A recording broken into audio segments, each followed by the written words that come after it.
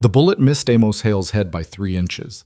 He didn't know it yet, but buying that dying horse would cost him everything: his peace, his anonymity, maybe his life. Because beneath his worthless ranch land lay something men had killed for 100 years ago, something they'd kill for again tonight. The horse knew. Somehow, impossibly, the horse knew. And now, racing across moonlit cliffs with gunfire echoing behind them and a century-old secret clutched against his chest, Amos understood one terrible truth: compassion could save you or bury you alongside the ghosts it awakened. If you want to see how far this story travels, hit that like button and drop a comment with your city. Let's see where our audience is watching from. Now, let me take you back to where it all began. The sky over Millbrook hung low and gray, pressing down on the valley like a dirty thumb. Amos Hale stood at the edge of the livestock auction grounds, his boots caked in mud that had long since dried to the color of old bone. The air smelled of manure, diesel exhaust, and desperation, a scent he'd grown intimately familiar with over the past 3 years. 58 years old and looked 70. That's what the mirror told him these days. His face had the texture of sun-baked leather, creased deep around the eyes and mouth. His hands, wrapped around a styrofoam cup of coffee gone cold, trembled slightly. Not from the October chill, but from the knowledge that this auction represented his last threadbare hope. The Hale Ranch, all 420 acres of it, was 3 months from foreclosure. The bank had been patient, he'd give them that. But patience, like everything else in his life, had a limit. His cattle were gone, sold off piecemeal over 2 bad winters. His equipment was rusted to hell. His wife Sarah had left 6 years back, couldn't stomach watching him cling to a dream that was busy strangling them both. "All I got left," he muttered to no one, staring into the murky coffee, "is dirt and debt." "You talking to yourself again, Hale?" Amos looked up to see Bert McKenzie, a neighboring rancher whose land had somehow weathered the same storms that had broken Amos. Bert was 10 years younger, 50 pounds heavier, and wore success like cologne, subtle but unmistakable. "Just thinking out loud," Amos said. "Dangerous habit." Bert gestured toward the auction pens. "You buying or just window shopping?" "Haven't decided yet." Bert's eyes narrowed with something that might have been pity or might have been contempt. "Word is you're about tapped out. Bank's got its teeth in you pretty good." "Word travels fast." "Small town." Bert sipped from his own coffee, which steamed in the cool air. "Look, Amos, no judgment here. Times are hard. But if you're thinking about buying stock today, maybe think twice. Can't afford to throw good money after bad." Amos felt his jaw tighten. "Appreciate the advice." "I'm serious. Henderson's got some decent breeding heifers going up in an hour. You can't compete with that. And the horse lots." Bert shook his head. "Nothing but glue factory candidates and broken down nags. Save your money." "For what? The foreclosure party?" Bert's expression hardened.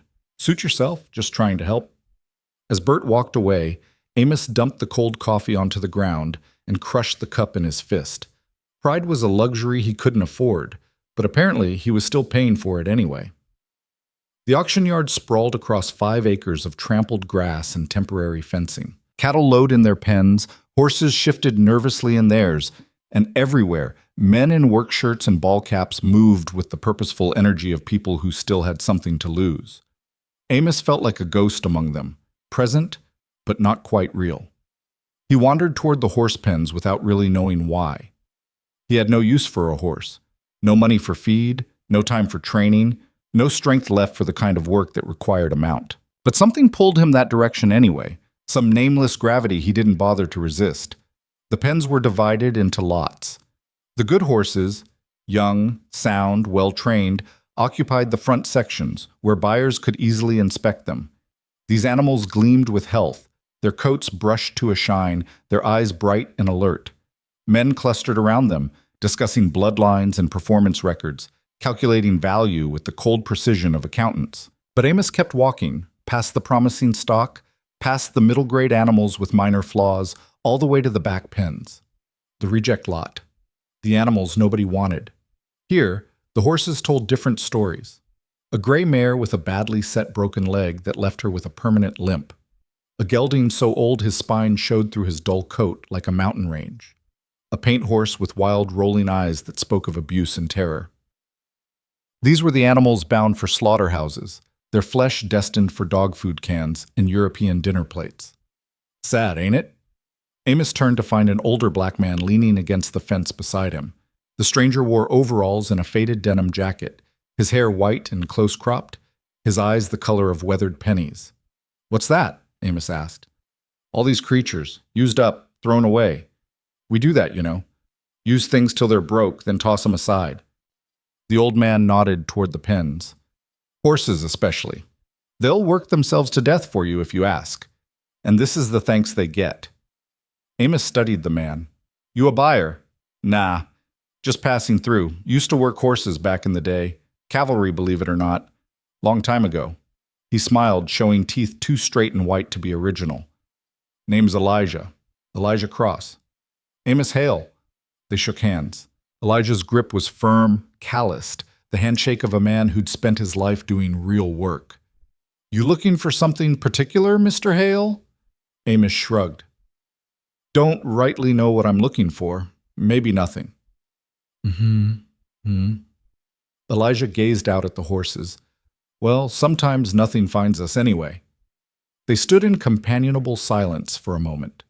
Then Elijah pointed to a pen in the far corner, partially obscured by a rusted stock trailer. "That one there. See him?" Amos followed the gesture.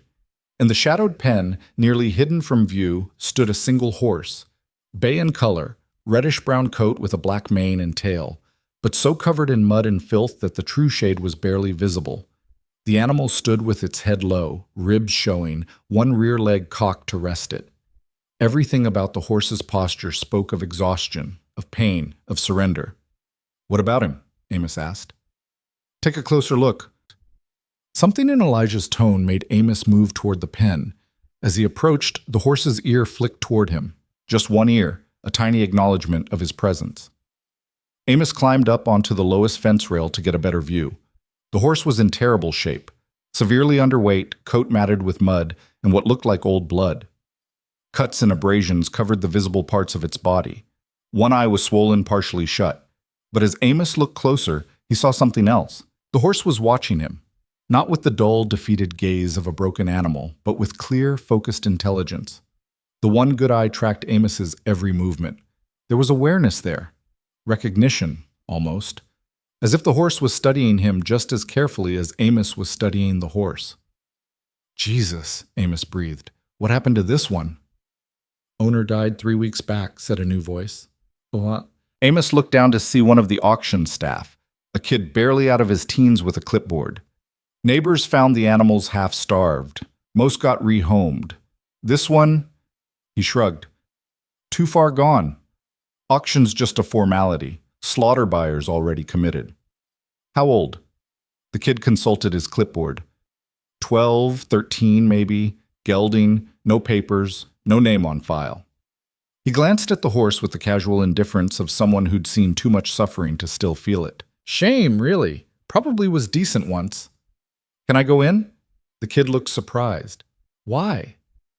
"Just want a closer look." "Your funeral." The kid unlatched the gate. Amos stepped into the pen.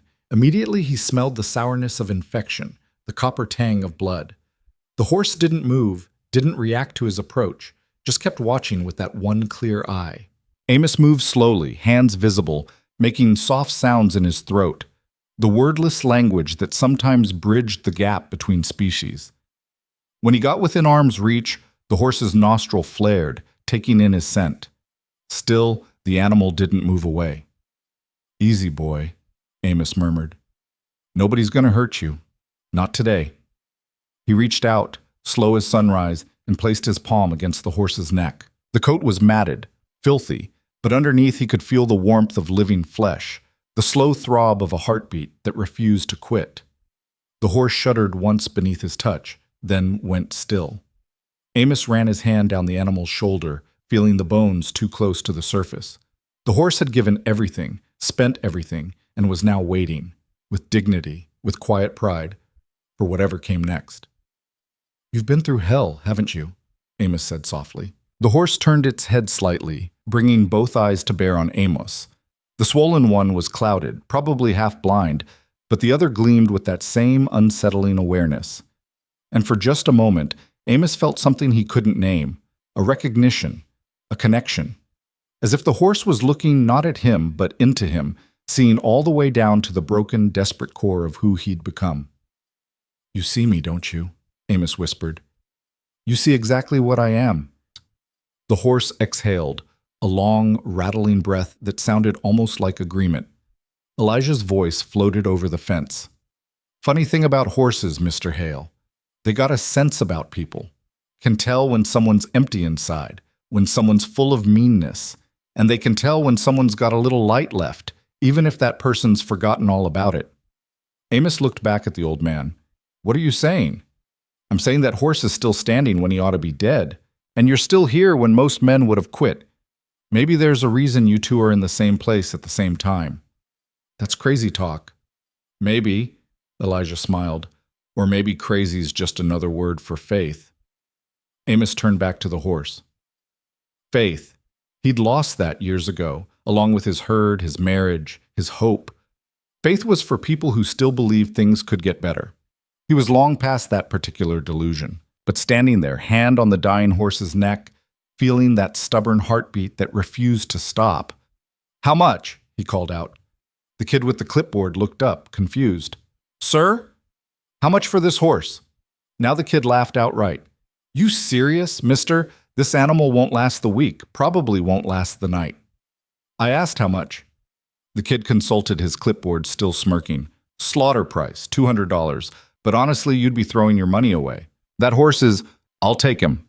The words were out before Amos could stop them. The kid's smirk faded into genuine surprise. "You'll—" "What?" "I'll take him. $200. Write it up." "Sir, I don't think you understand. This animal is in bad shape. No guarantees he'll even survive transport. If he dies on you, that's your loss. No refunds." "Write it up." The kid stared at him for a long moment, then shrugged. "Your money." He made a note on his clipboard. "Go settle up with the cashier's window. You can load him after you show proof of payment." Amos climbed out of the pen, his heart hammering. $200. That was money he didn't have, money that should have gone to the electric bill or the property taxes or any one of a dozen other debts stacked up like cordwood. It was irrational, stupid, the kind of decision that would accelerate his ruin rather than prevent it. But he'd made it anyway. Elijah was still leaning against the fence when Amos walked past. The old man nodded approvingly. "Good choice, Mr. Hale." "I just bought a dying horse for $200, Amos said flatly.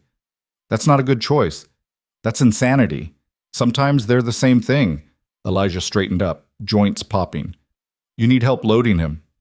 "Why would you help me? You don't even know me." "True enough. But I know that horse. Or at least, I know what he is." "And what's that?" Elijah's smile was enigmatic, his old eyes distant. "A second chance. For both of you." He clapped Amos on the shoulder.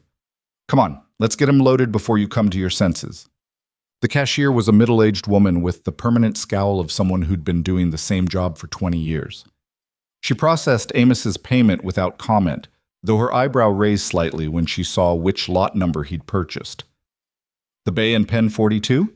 She asked. "That's right." "Mm-hmm." She counted out his change from the $300 bills he'd pulled from his wallet, the last of his cash reserves. "Receipt's in the bag. Good luck." The way she said it made good luck sound like, "You're an idiot." But Amos was past caring. He walked back to the pens where his truck and trailer waited. A 1987 Ford F-250 with 200,000 miles on it and a two-horse trailer that had seen better decades. Elijah was already there, talking quietly to the horse through the fence. When Amos approached, the old man turned. "He's calm now. Let's get him out before that changes." They backed the trailer up to the pen's gate. The horse watched the whole process with that unnerving intelligence, not spooked, not resistant, just observing. When they opened the gate and Elijah led him forward, the animal walked with a pronounced limp, favoring that back leg, but didn't balk or fight. "Easy, easy," Elijah murmured, guiding the horse up the trailer ramp. "That's it. Just a few more steps." The horse climbed into the trailer like he'd done it 1,000 times. Once inside, he stood quietly while Amos secured the divider and closed the back gate. "Well," Amos said, staring at the trailer that now contained his $200 disaster. "I've done dumber things. Can't remember when, but I'm sure I have." Elijah chuckled. "You got a name for him?" "Didn't plan that far ahead." The old man stroked his chin, thinking. "How about Dusty? He's covered in enough of it." Amos looked at the mud-caked animal visible through the trailer's side window. "Dusty? Yeah, all right." He turned to Elijah. "Thanks for the help. I'd offer to pay you, but don't want your money, Mr. Hale. Just do right by that horse. He's earned it." "I'll try." Amos extended his hand. "And it's Amos. Just Amos." They shook again. Elijah's grip was warm, solid, real. "You take care now, Amos, and keep your eyes open. That horse is going to show you things. Strange things, probably. Don't ignore them." "What kind of things?" But Elijah was already walking away, hands in his pockets, whistling a tune Amos didn't recognize. Within moments, the old man had disappeared into the crowd of auction-goers, vanishing as suddenly as he'd appeared. Amos stood alone beside his truck, feeling the weight of what he'd just done settling onto his shoulders like a physical thing. $200 for a dying horse. The bank would love that. Hell, if Sarah found out, she'd probably laugh herself sick. From inside the trailer came a soft sound. Not quite a whinny, more like a sigh. Dusty, adjusting to his new confinement. "Just you and me now, boy," Amos said to the trailer. "Two fools against the world." He climbed into the truck and started the engine. It coughed, sputtered, then caught. Small mercies. He pulled out of the auction grounds, trailer rattling behind him, and headed for home. The drive back to the ranch took 45 minutes. The landscape rolled past in shades of brown and gray, fields gone fallow, trees stripped bare by the approaching winter, the occasional farmhouse standing like a monument to better times.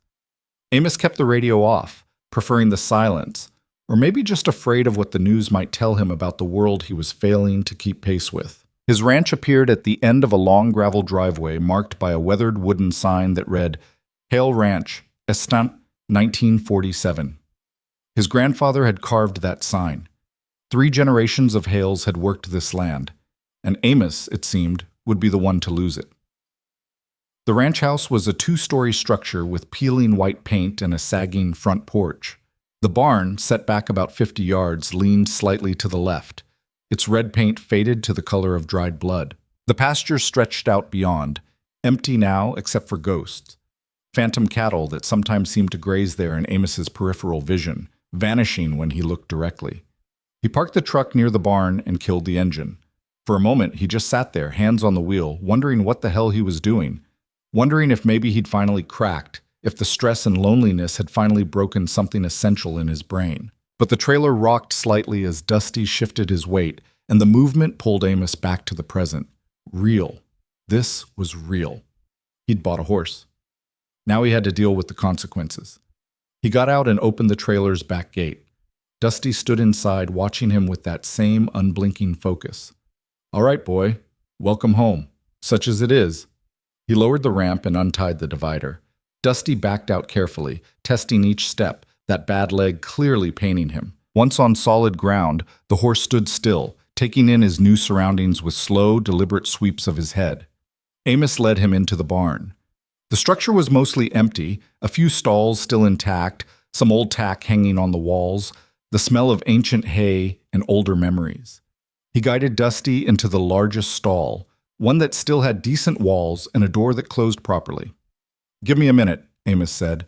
"Let me get you some water and see what I've got for feed." He found a bucket, filled it from the hose outside, and brought it back. Dusty drank long and deep, draining half the bucket in one go.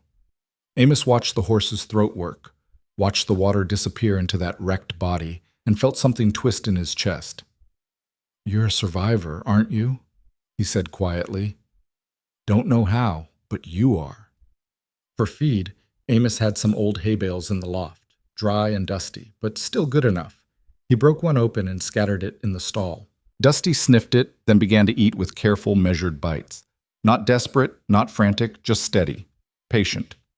Amos left him to it and walked back to the house. The sun was setting now, painting the sky in shades of amber and rust. Beautiful, in its way.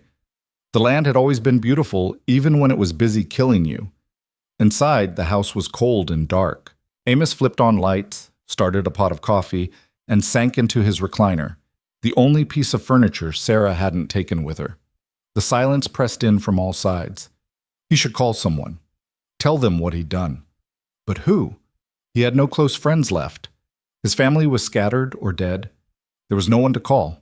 No one who'd care that Amos Hale had just thrown away $200 on a horse that would probably be dead by morning.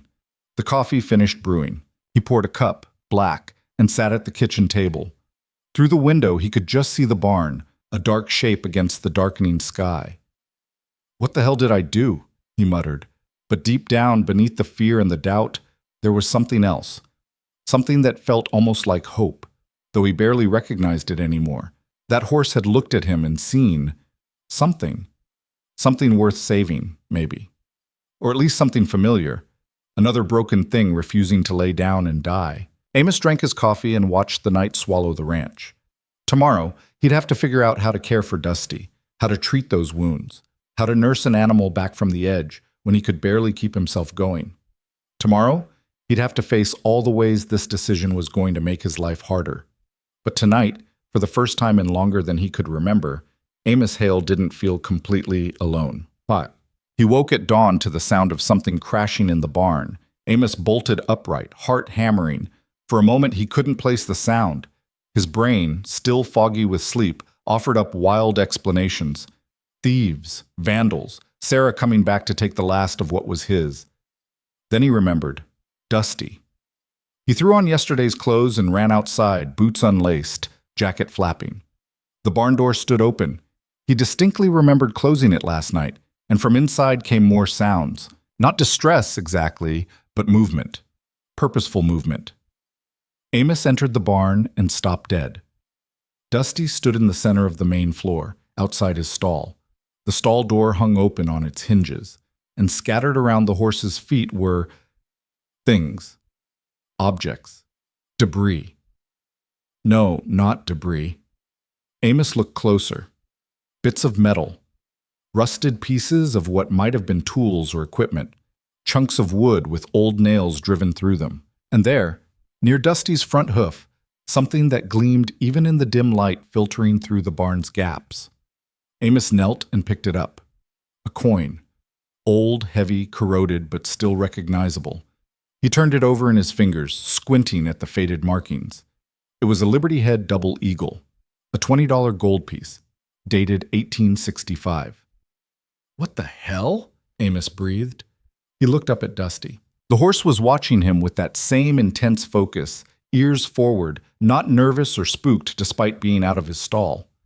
And then Dusty did something that made Amos's skin prickle.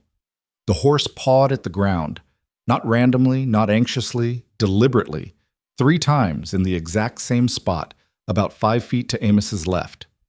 Amos stood slowly, the coin clutched in his fist. He walked to where Dusty had been pawing. The ground there was hard-packed dirt, but when Amos looked closely, he could see scratches in the surface. Fresh scratches. He went to the wall and grabbed an old shovel, came back, started digging.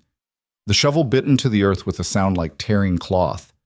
Amos worked quickly, throwing dirt aside, digging down 6 inches, then a foot, then the shovel hit something solid with a dull clank. Amos dropped to his knees and scraped away the remaining dirt with his hands. Underneath was a metal box, about the size of a shoebox, so rusted that it crumbled at his touch. He pulled it free from the earth and pried open the corroded lid. Inside, wrapped in rotted cloth, were more coins, dozens of them, all gold, all dated between 1863 and 1867. And beneath the coins, a piece of paper, brittle with age but still intact. Amos unfolded it with shaking hands. It was a letter. The handwriting was spidery, faded but still legible. It read, "To whoever finds this, by the time you read these words, I will be long dead. My name is Captain James Thornton, and I write this in the summer of 1868, knowing that I will not live to see another spring. What you have found is not treasure, though it has the weight of gold. It is evidence, proof of a crime so great, so terrible, that men will kill to keep it hidden. They killed my men. They killed the Cheyenne we were sent to protect. And they will kill you too if you do not act swiftly. The gold you hold is stolen. Stolen from the federal payroll meant for the cavalry units at Fort Benson. But that theft, grave as it is, pales beside the true crime. Buried deeper on this land, in a place marked by the 3 pines that grow from a single root, lies the evidence of a massacre.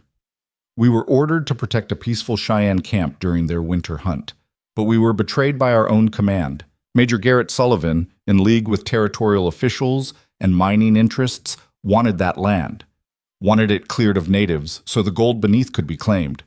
They told us we were being reassigned. They split our unit, sent us in different directions, and then they struck. They murdered the Cheyenne, men, women, children, and made it look like a raid by a rival tribe. When my men and I discovered the truth, Sullivan had us hunted down. I am the last. I have buried the evidence where it will wait, perhaps forever. Perhaps until someone with the courage to use it comes along. The land remembers. The earth holds its secrets until the time comes to release them. If you have found this, then perhaps that time is now. Trust no one in positions of power. Bring this to the territorial governor's office, if such still exists, or to federal authorities. But be wary. Sullivan had allies in high places. Some may still live. Some may still protect his legacy. Do what is right. Do what I could not. Captain James Thornton, 7th Cavalry, June 14th, 1868.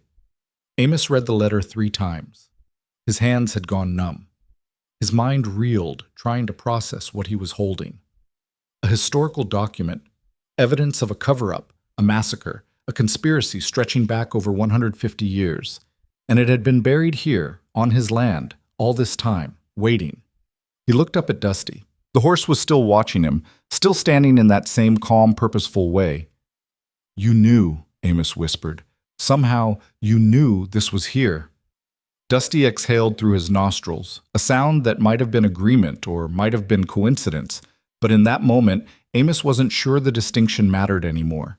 He stood on shaking legs, the letter in one hand, the box of coins in the other. His rational mind screamed at him that this was impossible. Horses didn't guide people to buried historical artifacts. Horses didn't know things.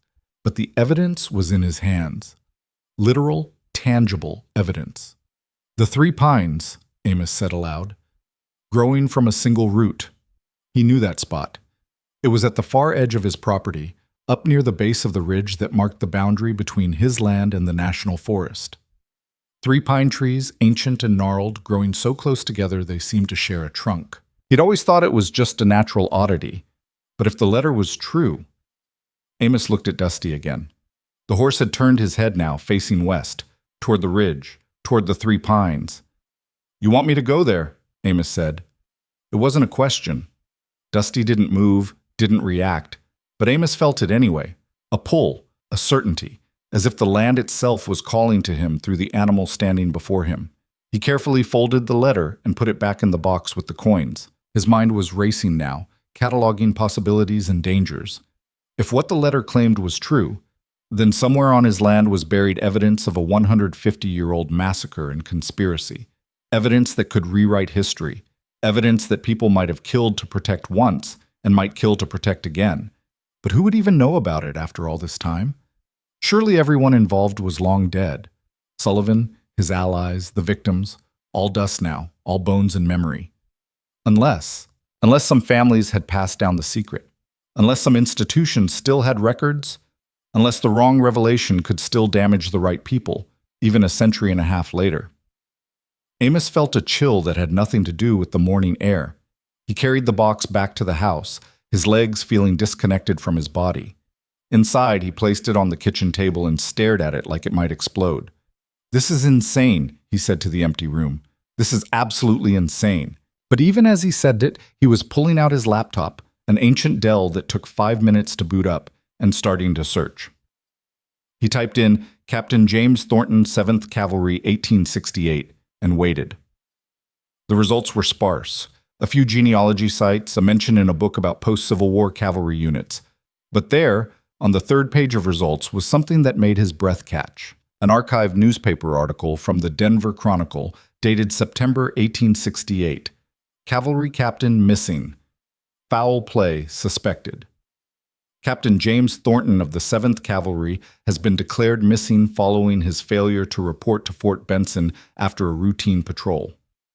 Thornton's horse was found near the Missouri River, saddled but riderless. Authorities suspect desertion, though Thornton's spotless record makes this seem unlikely. Major Garrett Sullivan has organized search parties. The article went on, but Amos had stopped reading. He sat back, his mind reeling. It was real. Captain Thornton was real, and he had disappeared, just as his letter suggested, hunted down by the same men who'd orchestrated the massacre. Amos kept searching, typed in Major Garrett Sullivan, Fort Benson. More results this time. Sullivan had had a long career, rose to the rank of colonel, served in multiple campaigns against various tribes, retired with honors in 1891, died in 1903, wealthy and respected. There was even a photograph. Sullivan stared out from the sepia-toned image, a man in his 50s, hard-faced and cold-eyed, wearing a uniform decorated with medals, the face of a man who'd built his success on the bones of others. "You got away with it," Amos murmured. "You murdered all those people, killed your own men to cover it up, and you got away with it." But had he? If Thornton's letter was true, the evidence was still out there, still buried, still waiting. Amos looked out the window toward the barn, where Dusty stood in the doorway, silhouetted against the rising sun. This wasn't over. This was just beginning. And somehow, impossibly, a dying horse had brought him here. To this moment, to this choice.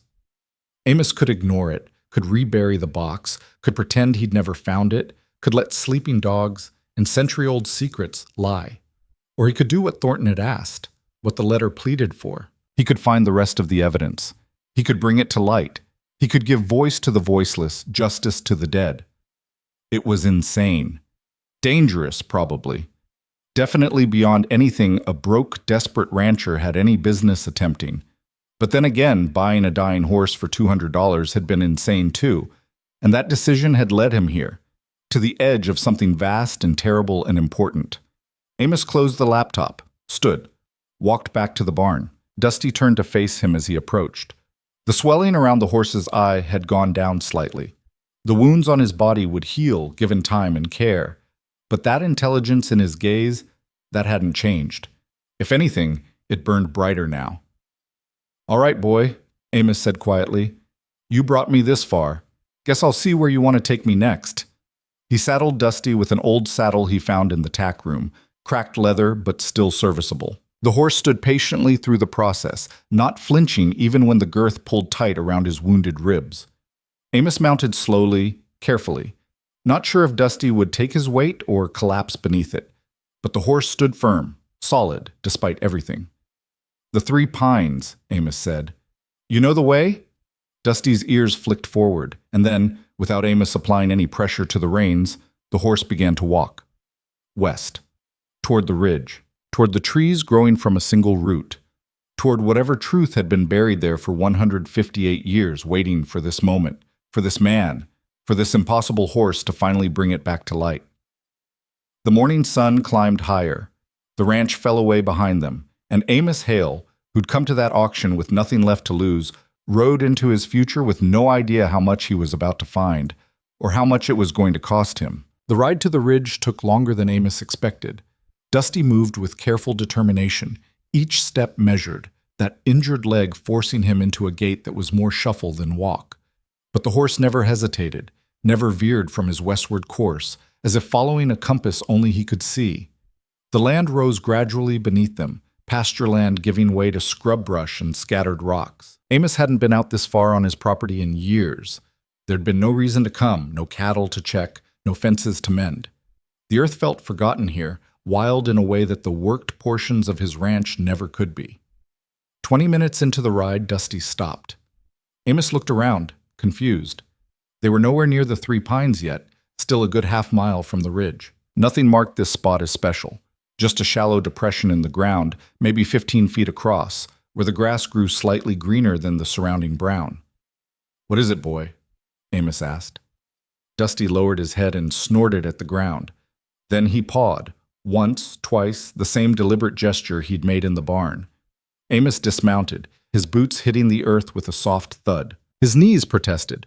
He wasn't used to riding anymore. Wasn't used to much of anything physical beyond the bare minimum required to survive. He walked to where Dusty had been pawing and knelt. The grass here was different, not just greener, but wrong somehow. It grew in a pattern, a rough rectangle about 6 feet by 3 feet. Amos pulled at the grass and felt it give way easily, too easily, as if the roots were shallow. Beneath the turf was disturbed soil, darker than the surrounding earth. A grave, Amos breathed. He stood quickly, backing away from the spot. His heart hammered against his ribs. He'd been looking for evidence, for proof of Thornton's claims, but somehow seeing it, this physical manifestation of death and burial, made it real in a way the letter hadn't. Dusty hadn't moved. The horse stood watching him with those patient, knowing eyes. "How many?" Amos asked the animal, knowing he wouldn't get an answer but asking anyway. "How many are buried out here?" The wind picked up, carrying with it the smell of sage and distance. Amos looked around the depression and realized it wasn't natural at all. It was a mass grave, disguised by time and vegetation, hidden in plain sight on his own land. He thought about the letter. The Cheyenne camp. Men, women, children, all murdered to clear the land for mining interests that probably never even materialized. All buried in unmarked pits while the world moved on, forgetting they'd ever existed. "Jesus Christ," he whispered, then caught himself. The word felt wrong here, inadequate for the weight of what lay beneath his feet.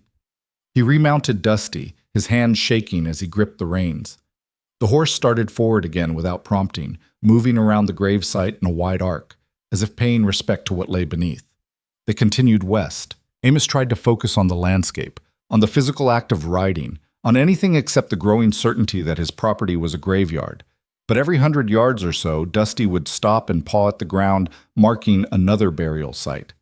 Amos counted them. 3, 5, 7. By the time they reached the base of the ridge, Dusty had marked 11 graves. 158 years, Amos said, his voice rough. They've been out here for 158 years, and nobody knew, nobody looked. But that wasn't quite true, was it? Thornton had known, had tried to preserve the evidence, and now Dusty knew, or was being guided by something that knew. The land itself, maybe, the weight of all that death demanding to be acknowledged. The 3 pines loomed ahead, ancient and twisted, their trunks fused at the base into a single gnarled mass before splitting upward into individual crowns. Amos had always thought they were just old, but looking at them now with different eyes, he wondered if they'd been planted deliberately. A marker, a monument to something that needed remembering. Dusty stopped at the base of the trees. Amos dismounted and stood looking up at the pines, their branches swaying in the wind, creaking like old bones. "All right, Captain Thornton," Amos said to the air. "I'm here. Now what?" Dusty moved past him and began pawing at a spot between 2 of the trees, where the roots broke through the surface like arthritic fingers. The ground there was rocky, harder than the sites they'd passed. Whatever was buried here had been meant to last, to resist the erosion of time and weather. Amos had brought a small camping shovel from the barn, strapped to his saddle. He retrieved it now and began to dig. The work was slow, the ground reluctant to give up its secrets. He had to pry away rocks, cut through roots, work around the natural obstacles that had kept this spot undisturbed for over a century. An hour passed, then 2. The sun climbed higher, beating down on his back. Sweat soaked his shirt, his hands blistered. But he kept digging, driven by something he couldn't name. Obsession, maybe, or duty, or just the simple need to finish what he'd started.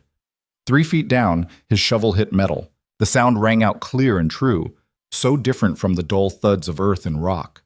Amos's breath caught. He dropped to his knees and scraped away the remaining dirt with his hands, uncovering a metal strongbox about the size of a briefcase. Unlike the smaller box in the barn, this one had been built to last. Heavy-gauge steel, sealed with a combination lock that had long since rusted shut. Amos tried to lift it and nearly threw out his back. The thing weighed at least 60 pounds, maybe more. He managed to drag it out of the hole and set it on the ground beside the pit. The lock was beyond salvaging. He used a rock to smash it off, feeling like a vandal and an archaeologist all at once. The latch gave way with a screech of protesting metal. He opened the lid. Inside, wrapped in oilcloth that had mostly survived the years, were papers. Dozens of them. Letters, reports, maps, all written in the same spidery handwriting as the letter he'd found in the barn. And beneath the papers, at the bottom of the box, were bones. Small bones. Delicate. A tiny skull, no bigger than Amos's fist. He sat back hard, his vision swimming. A child. Thornton had buried the bones of a child here, wrapped them in evidence, and entombed them together as testimony to what had been done. Amos forced himself to breathe, to push past the horror and look at the documents. The top sheet was a map, hand-drawn, showing the layout of a camp. Teepees marked with X's, numbers beside each one. At the bottom, in careful script, final count, 73 souls. Ages 6 months to 67 years. Cheyenne Band under Chief White Bear. Massacred November 12, 1867, by forces under Major G. Sullivan. Below that were more papers. Witness statements, written by Thornton himself, documenting what he and his men had found when they arrived at the camp 3 days after the massacre. The descriptions were clinical, detached, as if emotion would have made the writing impossible. Bodies mutilated, teepees burned, personal belongings looted. The systematic erasure of an entire community. There were letters, too, correspondence between Sullivan and various civilian authorities. These were harder to read. The ink had faded badly, but Amos could make out enough. Talk of land grants, mining rights, the Indian problem, and its solution. The language was coded, euphemistic, but the meaning was clear. This hadn't been a rogue military action.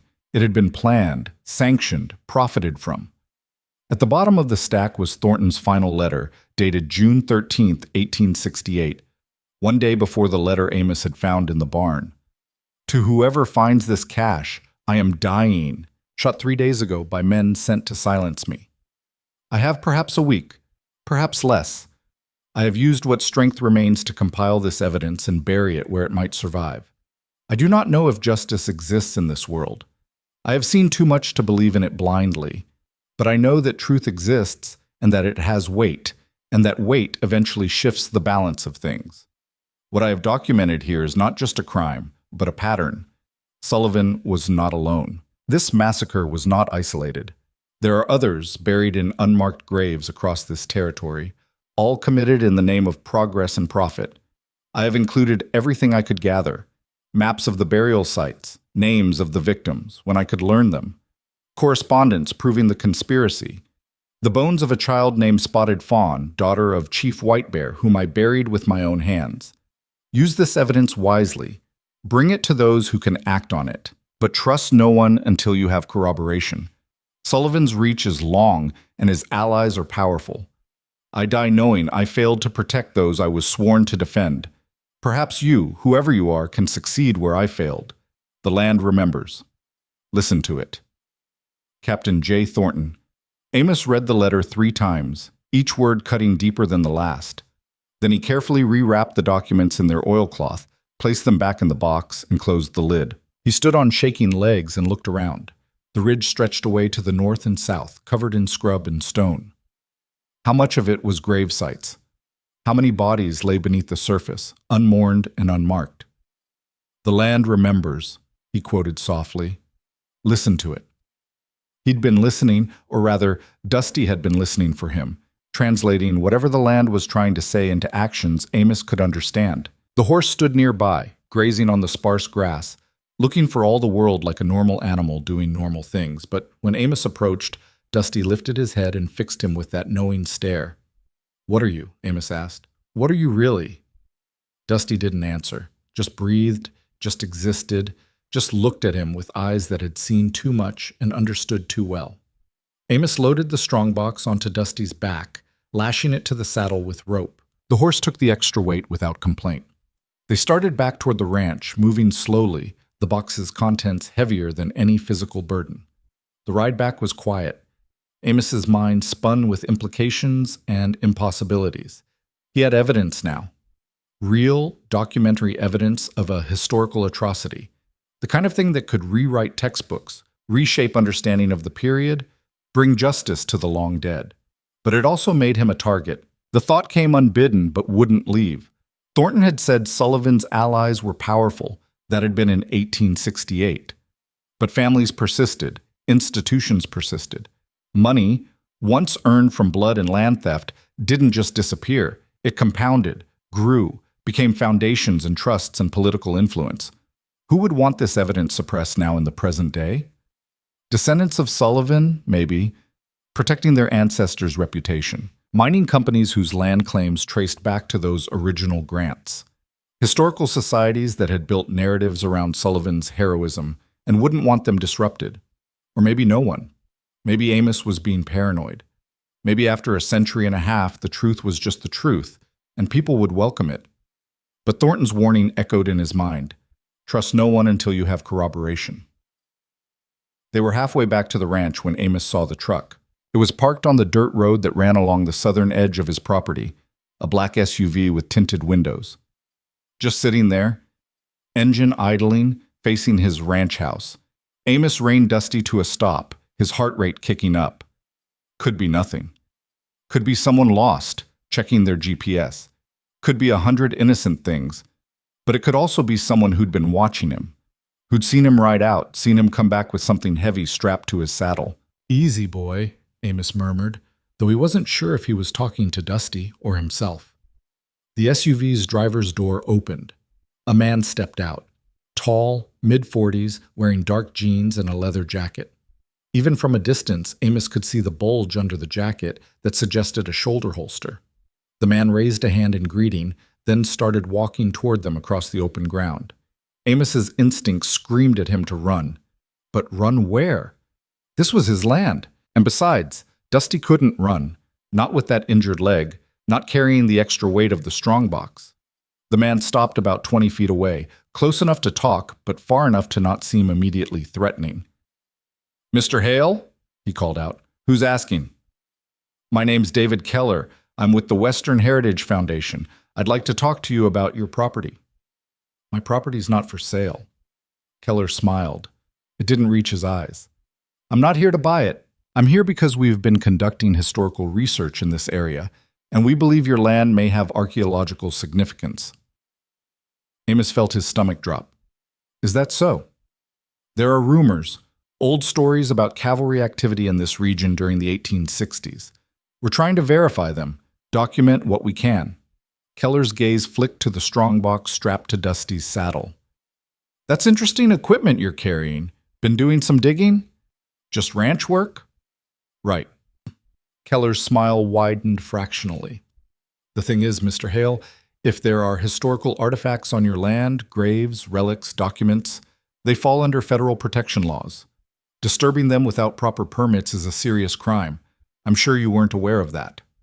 The threat was gentle but unmistakable. Amos felt his hands tighten on the reins. "I haven't disturbed anything," he said evenly. "I'm glad to hear it, but just to be safe, we'd like to conduct a survey, completely professional, fully licensed. We'd compensate you for your time, of course. And if we do find anything significant, we can ensure it's handled properly. Respectfully."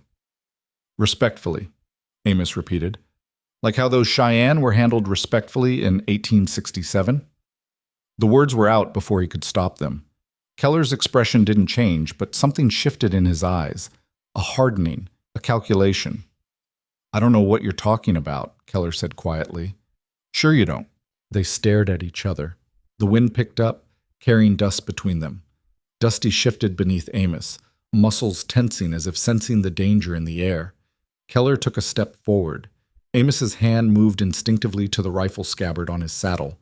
Empty, he realized with a jolt of fear. He'd left the rifle in the barn.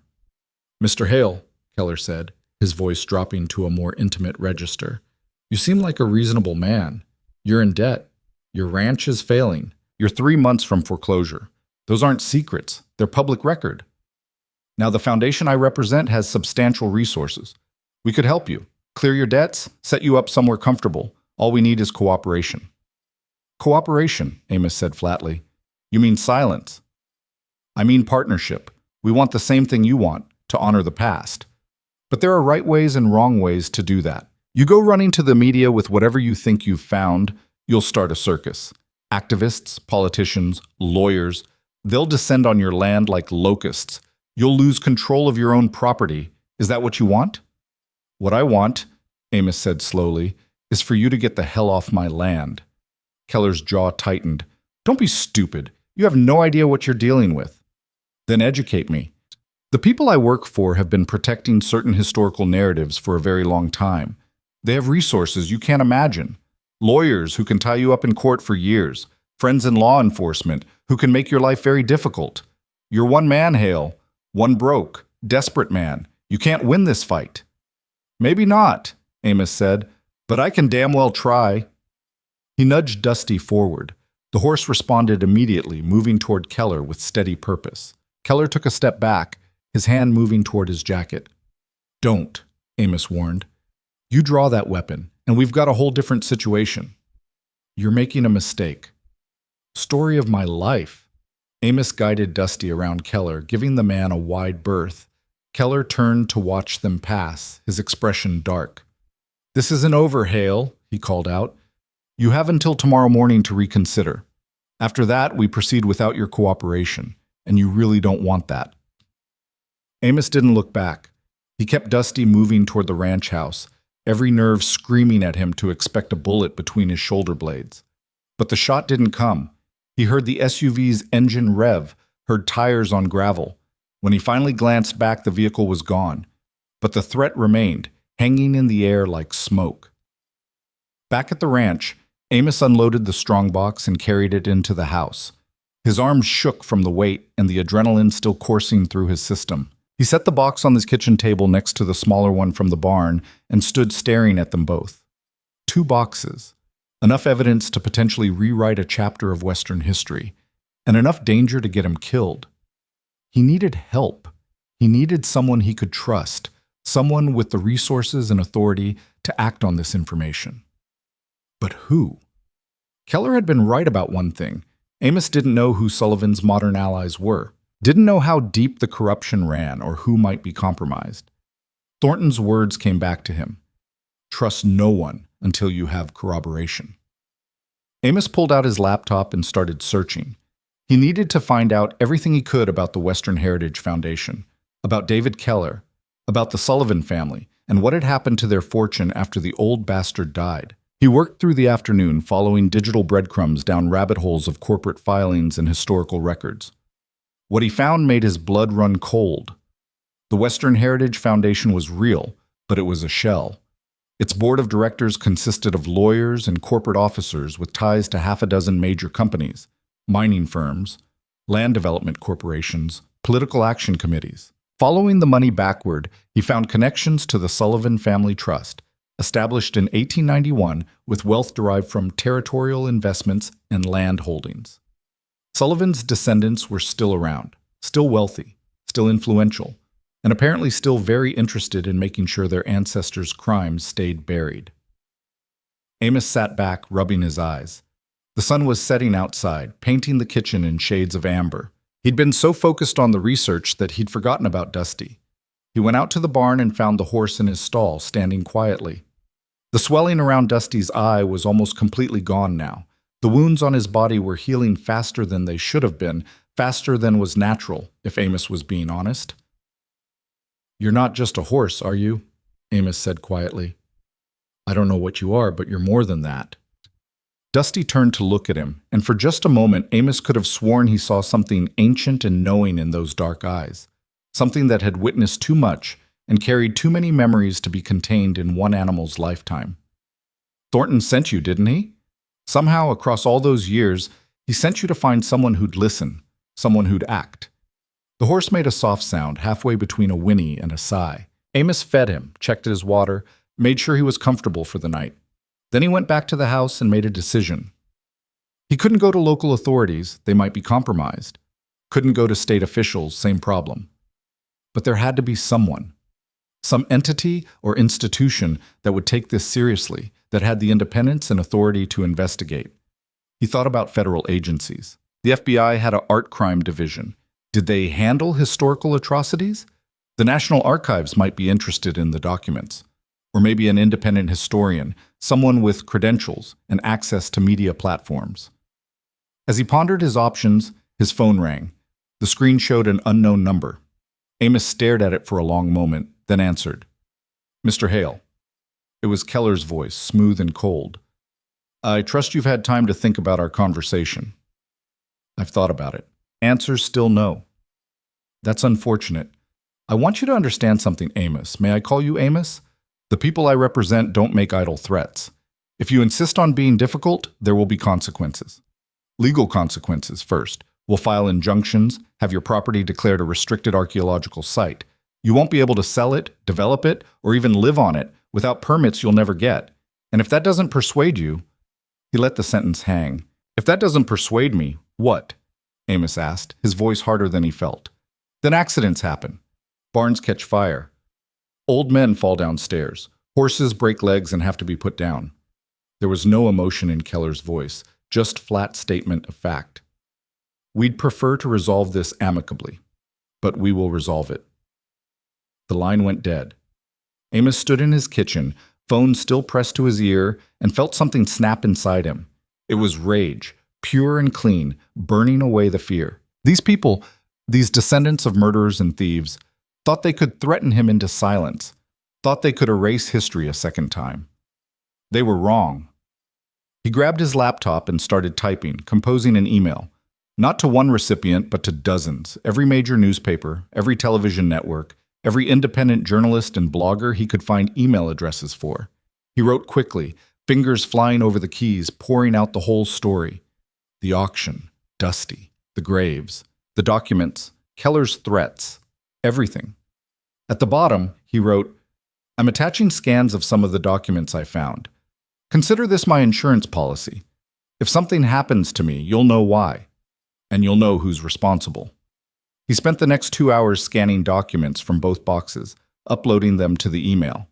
Then, hand hovering over the send button, he hesitated.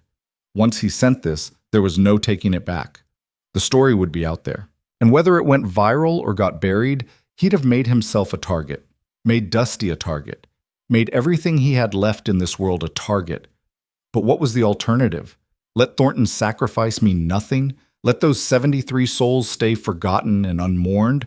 Let the truth stay buried because it was inconvenient for the powerful? Amos thought about the man he'd been a week ago, broken, hopeless, ready to let the world grind him down to nothing. And he thought about the man he might become if he sent this email. Brave, maybe. Foolish, certainly, but no longer invisible, no longer silent. He clicked send. The email whooshed away into the digital ether. Amos closed the laptop and sat in the gathering darkness, waiting for whatever came next. Outside, Dusty nickered softly, a sound of comfort or warning, or simple acknowledgement that the die had been cast. The land remembered. And now, finally, the world would remember too. Amos hadn't slept. He'd spent the night in his recliner, rifle across his lap, watching the windows for headlights that never came. Every sound made his heart jump. The settling of the old house, the wind rattling the gutters, Dusty moving in the barn. But no black SUV appeared. No men with guns stormed his property. Just silence, and waiting, and the awful certainty that he'd crossed a line from which there was no return. His laptop chimed. An email notification. Amos grabbed the computer, nearly dropping it in his haste. The message was from a journalist named Rebecca Chen at the Denver Post. The subject line read, "Historical evidence, need to verify." He opened it with shaking hands. "Mr. Hale, I received your email and have reviewed the attached documents. If these are authentic, and I want to be clear that I need to verify that before proceeding, this could be one of the most significant historical discoveries in decades. I'm driving to Millbrook now. I should arrive by 8 a.m. Please do not speak to anyone else about this until we talk. And please, for your own safety, do not leave your property. I'll explain when I arrive. Rebecca Chen." Amos read it 3 times, searching for hidden meanings, for signs that this was a trap. But the message seemed genuine. Urgent, yes, but genuinely interested in the truth rather than suppressing it. He typed back, "I'll be here." More emails arrived as dawn broke. Not all were supportive. One from a law firm threatened legal action for defamation. Another, anonymous, told him in graphic detail what would happen if he didn't shut his mouth and destroy the evidence. But there were others, historians wanting to examine the documents, activists demanding justice, even a documentary filmmaker asking for exclusive rights to the story. The world was waking up to what he'd done. and it was reacting. At 6 a.m., Amos went out to check on Dusty. The horse was standing at his stall door, ears pricked forward, looking toward the eastern horizon where the sun was just starting to paint the sky pink and gold. When Amos approached, Dusty turned those knowing eyes on him. "We did it," Amos said quietly. "Sent it out into the world. Can't take it back now." Dusty exhaled through his nostrils, a sound that might have been approval or might have been warning. The horse's wounds looked even better this morning, the cut scabbed over cleanly, the swelling completely gone. In the early light, Dusty almost looked healthy, as if the act of revealing Thornton's secret had restored something vital in him. Amos fed him and was heading back to the house when he heard vehicles approaching.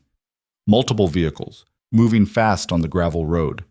His hand went instinctively to the rifle he'd left just inside the barn door. He grabbed it, worked the bolt to chamber around, and positioned himself where he could see the driveway but had cover if things went bad. 3 vehicles appeared. The lead was a white sedan with a rental company sticker. Behind it came a sheriff's cruiser, and behind that, making Amos's stomach drop, was the black SUV from yesterday. The vehicles stopped in a loose semicircle in front of his house. Doors opened. From the sedan emerged a woman in her mid-30s, Asian American, wearing jeans and a blazer, her black hair pulled back in a ponytail. She had a messenger bag slung over her shoulder and moved with the confident urgency of someone who'd driven through the night on coffee and determination. "Mr. Hale," she called out. "I'm Rebecca Chen." From the cruiser came Sheriff Tom Walters, a man Amos knew slightly. They'd served on the same volunteer fire department years back. Walters was in his 50s, broad-shouldered, with the kind of face that had seen too much small-town tragedy to be easily surprised. He wore his uniform and his authority with equal comfort. And from the SUV came David Keller, along with another man Amos didn't recognize, younger, harder-looking, with the build of someone who spent serious time in a gym. Both wore suits now instead of casual clothes. Both looked like they hadn't slept either. "Mr. Hale," Walters said, his tone carefully neutral, "I need you to lower that rifle." "Not until I know what's happening here, Tom."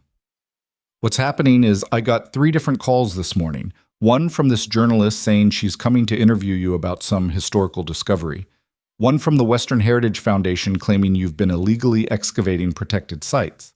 And one from the FBI field office in Denver asking me to secure a potential crime scene." Walter spread his hands. "So I'm here to sort this out before somebody does something stupid." "The only crime here," Keller said, his voice tight with controlled anger, "is Mr. Hale's destruction of archaeological evidence. Sheriff, I have paperwork showing that this property contains federally protected burial sites. Mr. Hale has been digging them up without permits, disturbing remains, stealing artifacts." "That's a lie," Amos cut in. "I found evidence of a massacre. Evidence that's been buried for over 150 years because people like you wanted it buried." "People like me?" Keller's expression hardened. "I represent a legitimate historical organization. You represent the descendants of murderers." "Mr. Hale," Rebecca interjected, stepping forward, "I need to see the documents. I need to verify what you sent me before any of this goes further." "You're not touching anything," Keller snapped. "Sheriff, I'm invoking federal protection statutes. This property needs to be sealed immediately. No one goes in or out until proper authorities arrive."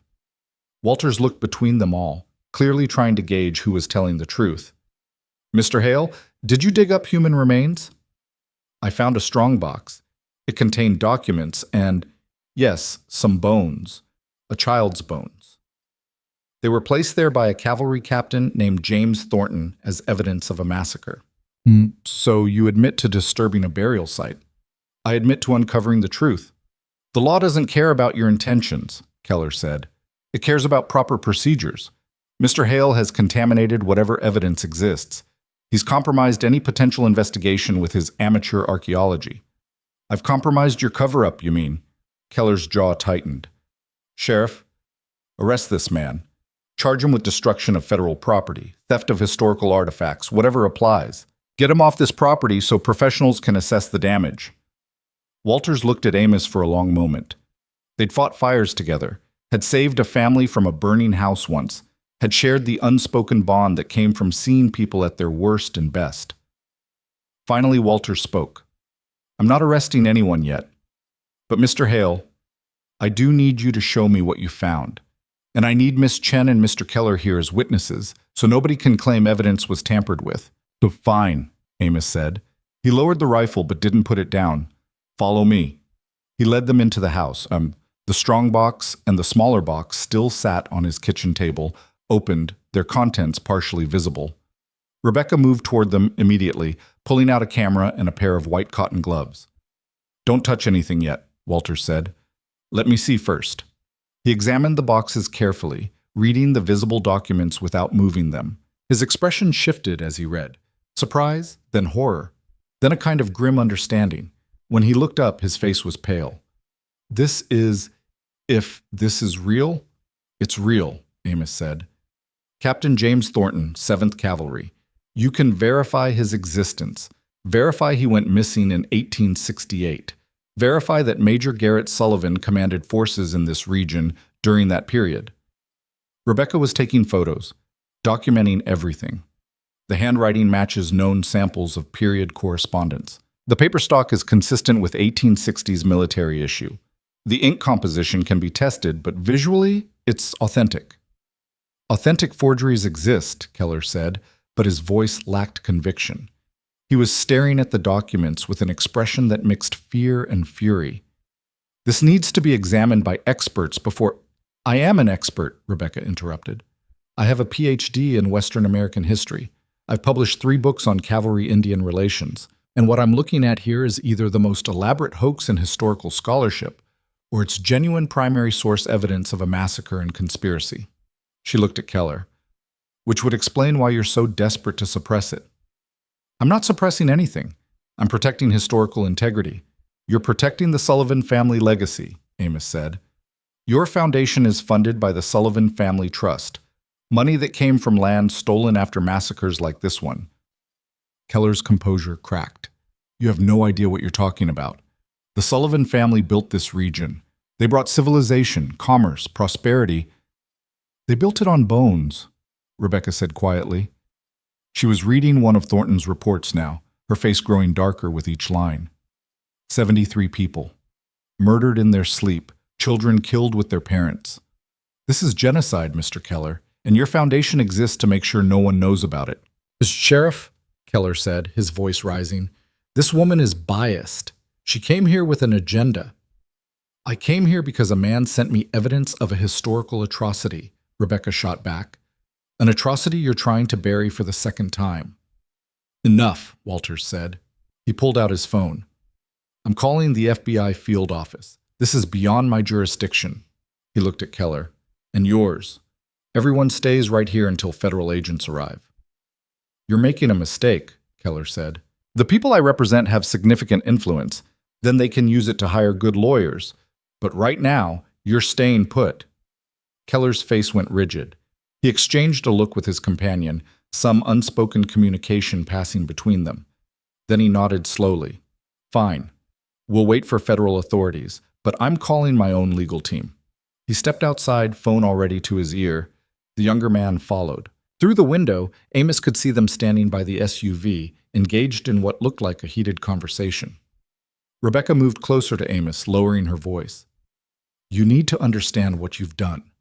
This isn't just a historical footnote.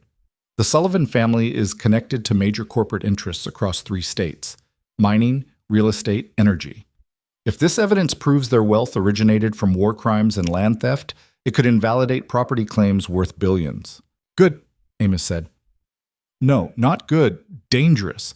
They'll fight this with everything they have: lawyers, lobbyists, media campaigns. They'll destroy your credibility, dig up every mistake you've ever made, paint you as a fraud or a lunatic. She met his eyes. Are you ready for that? I didn't ask to be ready. I just asked to do the right thing. She studied him for a moment, then smiled faintly. Captain Thornton chose well. I didn't choose anything. The horse chose. The what? Before Amos could answer, gunfire erupted outside. The first shot shattered the kitchen window, spraying glass across the room. Amos hit the floor, pulling Rebecca down with him. Walters drew his service weapon and dropped behind the counter. Stay down, the sheriff yelled. More shots. Amos could hear them impacting the house's exterior.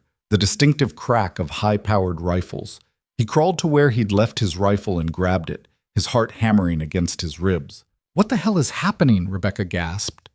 "Keller's making his move," Amos said. He risked a glance out the window and saw the younger man from the SUV crouched behind the vehicle, firing toward the house with a black tactical rifle. Keller was on his phone, screaming into it. Walters was already on his radio. "Dispatch, this is Sheriff Walters. Officer under fire at the Hale Ranch. Repeat, shots fired. Need immediate backup." A bullet took out the radio in his hand, the device exploding in a shower of plastic and electronics. Walters swore and ducked lower. "They're trying to destroy the evidence," Rebecca said, her voice remarkably steady for someone who'd just been shot at. "They can't suppress the story now that it's out, so they're going to destroy the physical evidence and kill the witnesses." "Not if I can help it," Amos muttered. He moved to a different window, one that gave him a sight line to the SUV. The shooter was reloading.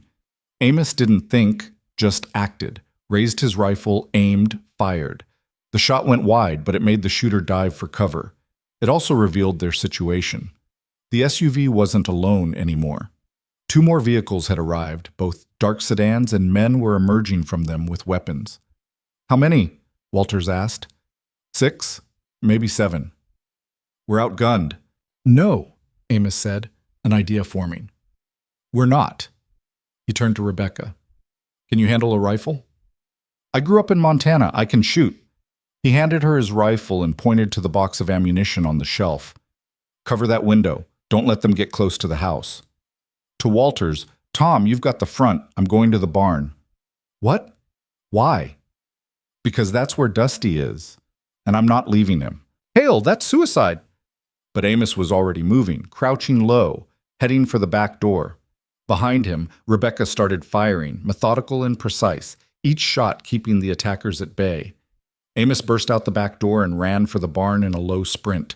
Bullets kicked up dirt around his feet, but the shooters were focused on the house, not expecting someone to run toward danger rather than away from it. He made it to the barn and threw himself inside. Dusty was in his stall, ears flat against his head, eyes rolling with fear at the gunfire. But when he saw Amos, the horse calmed slightly. "It's okay, boy," Amos panted. "We're getting out of here." He grabbed a bridle, no time for a saddle, and slipped it over Dusty's head. The horse accepted it without resistance, as if understanding the urgency. Amos led him out of the stall and toward the barn's rear door, the one that opened onto the pasture and the ridge beyond. They were halfway there when the barn's front door exploded inward. Keller's man stood silhouetted in the opening, rifle raised. "End of the line, old man." Amos froze. He had no weapon, no cover, just himself and the horse and about 15 feet of open space. The shooter aimed. His finger tightened on the trigger, and Dusty lunged. The horse moved faster than Amos would have thought possible for an animal that had been dying 3 days ago. Dusty charged past Amos and straight at the shooter, teeth bared, hooves flashing. The man got off one shot. It went wild, punching a hole in the barn's roof, before Dusty slammed into him like a battering ram. The impact sent the shooter flying backward out the door.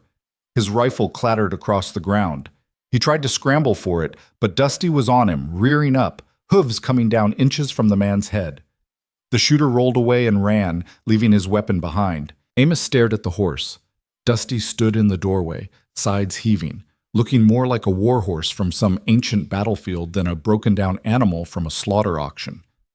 "You're full of surprises," Amos breathed. He grabbed the dropped rifle and vaulted onto Dusty's bare back. The horse wheeled toward the rear door without prompting, as if reading Amos's mind. They burst out into the pasture at a gallop. Behind them, the gunfire intensified. Amos looked back to see flames starting to lick at the house's walls. Someone had thrown an incendiary. Rebecca and Walters were retreating from the building, still firing, making for Walters' cruiser. "Come on!" Amos yelled, though they couldn't possibly hear him over the chaos. Dusty was running now, really running. That injured leg apparently forgotten, or healed, or simply driven past pain by necessity. They raced across the open ground toward the ridge, toward the 3 pines, toward the only route Amos could think of that might save them. Behind them, engines roared to life. The attackers were giving chase. Dusty veered left, away from the ridge, heading instead toward a ravine that cut through the eastern portion of Amos's property. It was rough country, full of rocks and brush, the kind of terrain that would destroy a vehicle's suspension. But on horseback, with the right mount. "You know this land," Amos said, understanding flooding through him. "You know it better than I do." Dusty plunged down into the ravine, picking his way through the obstacles with the sure-footedness of an animal that had mapped every inch of this ground. Amos clung to his back, the rifle clutched in one hand, the other tangled in Dusty's mane. Behind them, the first vehicle tried to follow and got stuck immediately, its undercarriage high-centered on a boulder. The others stopped at the ravine's edge. Amos heard doors slamming, heard men shouting. They'd continue the pursuit on foot. But Dusty had bought them time. The ravine wound east for half a mile before opening onto a plateau that overlooked the valley. Amos had been here once, years ago, but in the chaos of fleeing and fighting, he'd almost forgotten it existed. Now, as Dusty climbed out onto the plateau, Amos saw what the horse had brought them to. A cave. Not large, just a narrow opening in the rock face, but deep enough to provide shelter. Deep enough to hide. "Smart boy," Amos whispered. He slid off Dusty's back and led the horse into the cave. It was cool inside, the air smelling of stone and ancient water. Light filtered in through the opening, enough to see by, but anyone looking from outside would just see shadow. Amos positioned himself at the cave mouth, rifle ready, and waited. Below, in the ravine, he could hear the pursuit. Men crashing through brush, calling to each other, following the trail Dusty had left. There were 4 of them, Amos counted, all armed with tactical rifles and moving with military precision. They reached the plateau and spread out, searching. One of them spotted the cave and pointed. They conferred briefly, then began advancing. Amos aimed carefully and fired. The shot ricocheted off a rock near the lead man's feet, sending him diving for cover. "Hail!" one of them shouted. "There's nowhere to go. Come out now and we can end this without more bloodshed." "You started the bloodshed," Amos called back. "You came to my property. You shot at a sheriff. You burned my home." "Regrettable, but necessary. You should have taken the offer when it was on the table." "Who are you people?" A different voice answered, one Amos recognized. Keller stepped out from behind an outcropping, hands raised to show he was unarmed. "We're the people who keep history from being weaponized by activists and opportunists. We're the people who understand that the past should stay past." The past doesn't stay past when it's built on murder. Murder is a harsh word for what was, in its time, considered necessary policy. The frontier required hard choices. Sullivan made them. His family prospered. The region prospered. Should all of that be torn down because modern sensibilities judge historical actions by modern standards? 73 people, Keller. Children, elders, murdered in their sleep. There's no historical context that makes that acceptable. And there's no historical revelation that will bring them back. All exposing this does is destabilize land claims, destroy family legacies, and open the door for decades of litigation. For what? Justice for the dead? The dead don't care, Hale. They're gone. Captain Thornton cared. He died trying to expose this. Thornton was a traitor who betrayed his command and his country for the sake of savages who were going to be removed from the land anyway. History proved Sullivan right. This region needed to be developed. The Cheyenne were in the way. It was going to happen one way or another. Amos stared at the man in disbelief. "You really believe that?" "I believe in protecting the foundations our civilization is built on, even if those foundations are imperfect." Keller took a step closer. "Last chance, Hale. Give us the documents. Destroy any copies you made. Walk away from this. We'll compensate you generously. You'll never have to worry about money again. And if I refuse, then you die in that cave, along with your horse. And when they find your bodies, the story will be that you were a disturbed man who destroyed historical evidence and died in a confrontation with the authorities trying to stop you. Rebecca Chen will recant her story. We have enough leverage on her to ensure that. Sheriff Walters will confirm our version of events, or he'll face charges for letting a civilian handle evidence. Either way, the truth stays buried." Amos felt a cold certainty settle over him. Keller meant every word. This wasn't a negotiation, it was an execution, delayed only by the tactical difficulty of rooting him out of the cave. "You haven't asked about the emails," Amos said. Keller smiled. "You mean the ones you sent to various media outlets? We've been busy while you've been hiding. Our legal team has already sent cease and desist orders to every recipient. They're threatening million-dollar lawsuits for publishing stolen documents. Most of them won't touch the story now. Most, but not all. The smile faded. It doesn't matter. We'll discredit whatever gets published. We have experts who will testify the documents are forgeries. We have historians who will provide alternative interpretations. We have lobbyists who will pressure any politicians who try to investigate. Keller's voice hardened. You're one man, Hale. We're an institution. We always win. Behind Amos, Dusty made a soft sound. Amos glanced back and saw the horse staring deeper into the cave, ears forward, as if sensing something. What is it, boy? Amos whispered. Dusty took a step backward into the cave, then another, his eyes never leaving whatever he saw in the darkness. Amos followed the horse's gaze and felt his breath catch. There, carved into the stone wall about 20 feet into the cave, were markings, old markings, weathered but still visible. He couldn't make them out clearly in the dim light, but they looked like, symbols. Native American symbols, and beneath them, barely visible, was a name scratched in English letters, Thornton. Amos's mind raced. Thornton had been here, had hidden in this exact cave, had marked it as he'd marked the burial sites. Which meant, there's more, Amos said aloud. More evidence. Thornton didn't put it all in the strongbox. Keller heard him. What did you say? Amos grabbed his phone from his pocket, turned on its flashlight, and moved deeper into the cave. Dusty followed, calm now, as if he'd known all along what was back here. The symbols became clearer in the phone's light. They told a story. Amos couldn't read them completely, but he could see figures representing people, teepees, soldiers, violence.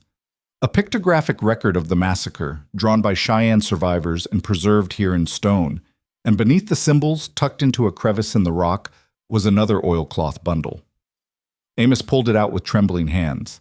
Inside were more papers, more maps, more evidence, but also photographs. Actual photographs, primitive but unmistakable, showing bodies lying in snow, burned teepees, soldiers posing with looted goods. My God, Amos breathed. He documented everything. What did you find? Keller's voice was sharp now, edged with panic. Amos turned back toward the cave mouth, holding up the photographs. Proof. Visual proof that even your experts can't explain away. Sullivan's men were photographed at the massacre site. Their faces are visible. Their uniforms are identifiable. He heard cursing outside, heard Keller giving orders. The men were going to rush the cave, Amos realized. They couldn't let this evidence survive. But before they could move, a new sound echoed across the plateau. Sirens. Multiple sirens, growing louder. Amos moved back to the cave mouth and looked out. Down in the valley, emergency vehicles were streaming onto his property. Sheriff's cruisers, state police, even what looked like FBI tactical vehicles. A helicopter appeared over the ridge, circling low. Keller's men looked at each other, then at their leader. One of them spoke into a radio. Keller listened, his face going pale. What happened? Amos called out. Keller didn't answer. He was backing away now toward the ravine, his men following. They were retreating. Amos stayed where he was, not trusting it, waiting for the other shoe to drop. But the men kept retreating, kept running, until they disappeared back down into the ravine. 5 minutes later, state police officers appeared on the plateau, weapons drawn. Amos Hale? One of them called out. That's me, Amos answered, stepping out of the cave with his hands raised, the bundle of photographs tucked under one arm.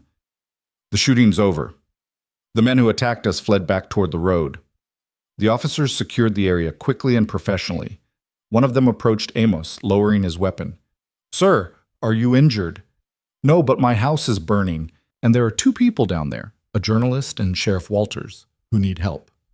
They're safe. They made it to the cruiser and called for backup. That's why we're here. The officer looked at Dusty, who had emerged from the cave to stand beside Amos. That your horse? Yeah, he saved my life. Hell of an animal. The officer gestured toward the valley. We need you to come down and give a statement. Federal agents want to talk to you about the documents you found. I've got more, Amos said, holding up the bundle. Thornton left more evidence. Photographs. Eyewitness testimony written in stone. The officer's eyes widened. We're going to need to secure this entire area. Good. Because there are 11 mass graves on my property. They all need to be documented, protected, given the respect they should have received 150 years ago. The officer nodded slowly. Come on, let's get you somewhere safe. Amos led Dusty down off the plateau, surrounded by police officers, feeling like he was walking through a dream. The adrenaline was fading now, leaving behind exhaustion and a strange sense of unreality. At the base of the ridge, he found Rebecca and Walters standing beside an ambulance. Rebecca had a bandage on her arm, grazed by a bullet, but otherwise looked unhurt. Walters was giving a statement to a man in an FBI windbreaker. When Rebecca saw Amos, she ran over and hugged him. You're alive. Thank God you're alive. Barely. What happened? Why did they run? Your emails, Rebecca said, pulling back with a grin. One of them went to an independent news network with no corporate ties.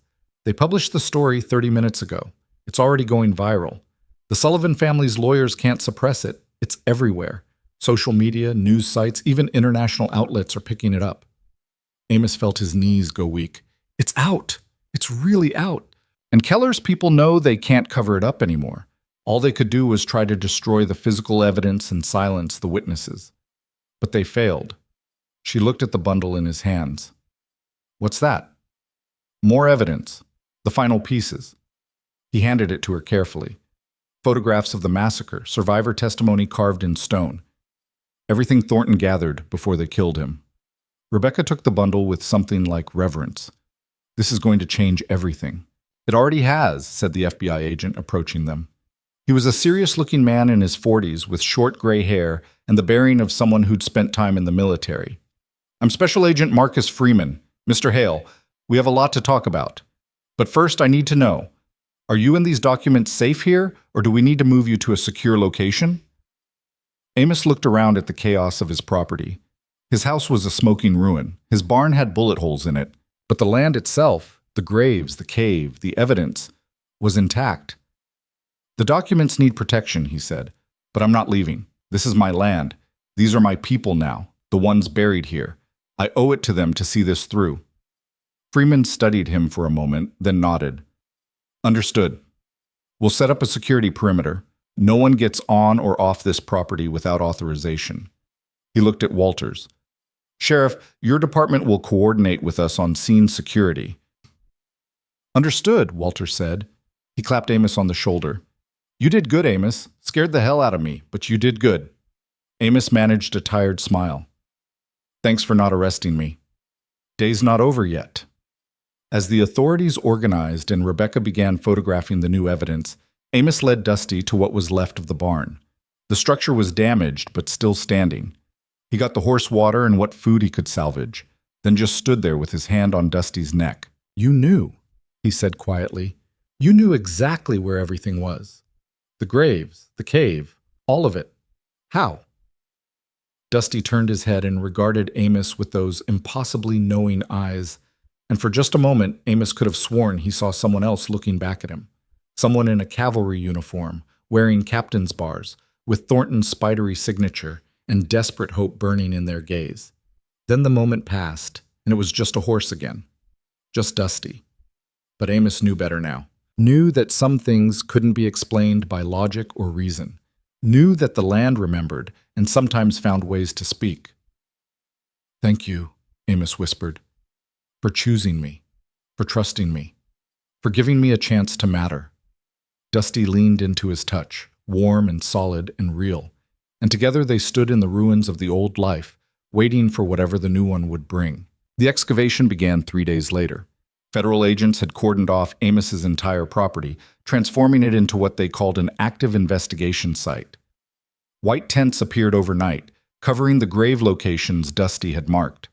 Forensic anthropologists arrived with ground-penetrating radar and careful hands, their faces grim as they began the delicate work of exhuming remains that had waited over a century for acknowledgement. Amos watched from a distance, sitting on an overturned water trough beside the damaged barn. Dusty stood next to him, the horse's presence a steady comfort in the surreal landscape his ranch had become. News vans lined the road beyond the police barriers, their satellite dishes pointed skyward like strange mechanical flowers. Reporters shouted questions that the wind carried away unanswered. Rebecca approached, picking her way through the mud left by yesterday's rain. She'd barely left the property since the shooting, documenting everything with a journalist's thoroughness and a historian's reverence. "They've confirmed the first site," she said quietly, sitting beside him. "Remains of 14 individuals. Men, women, children.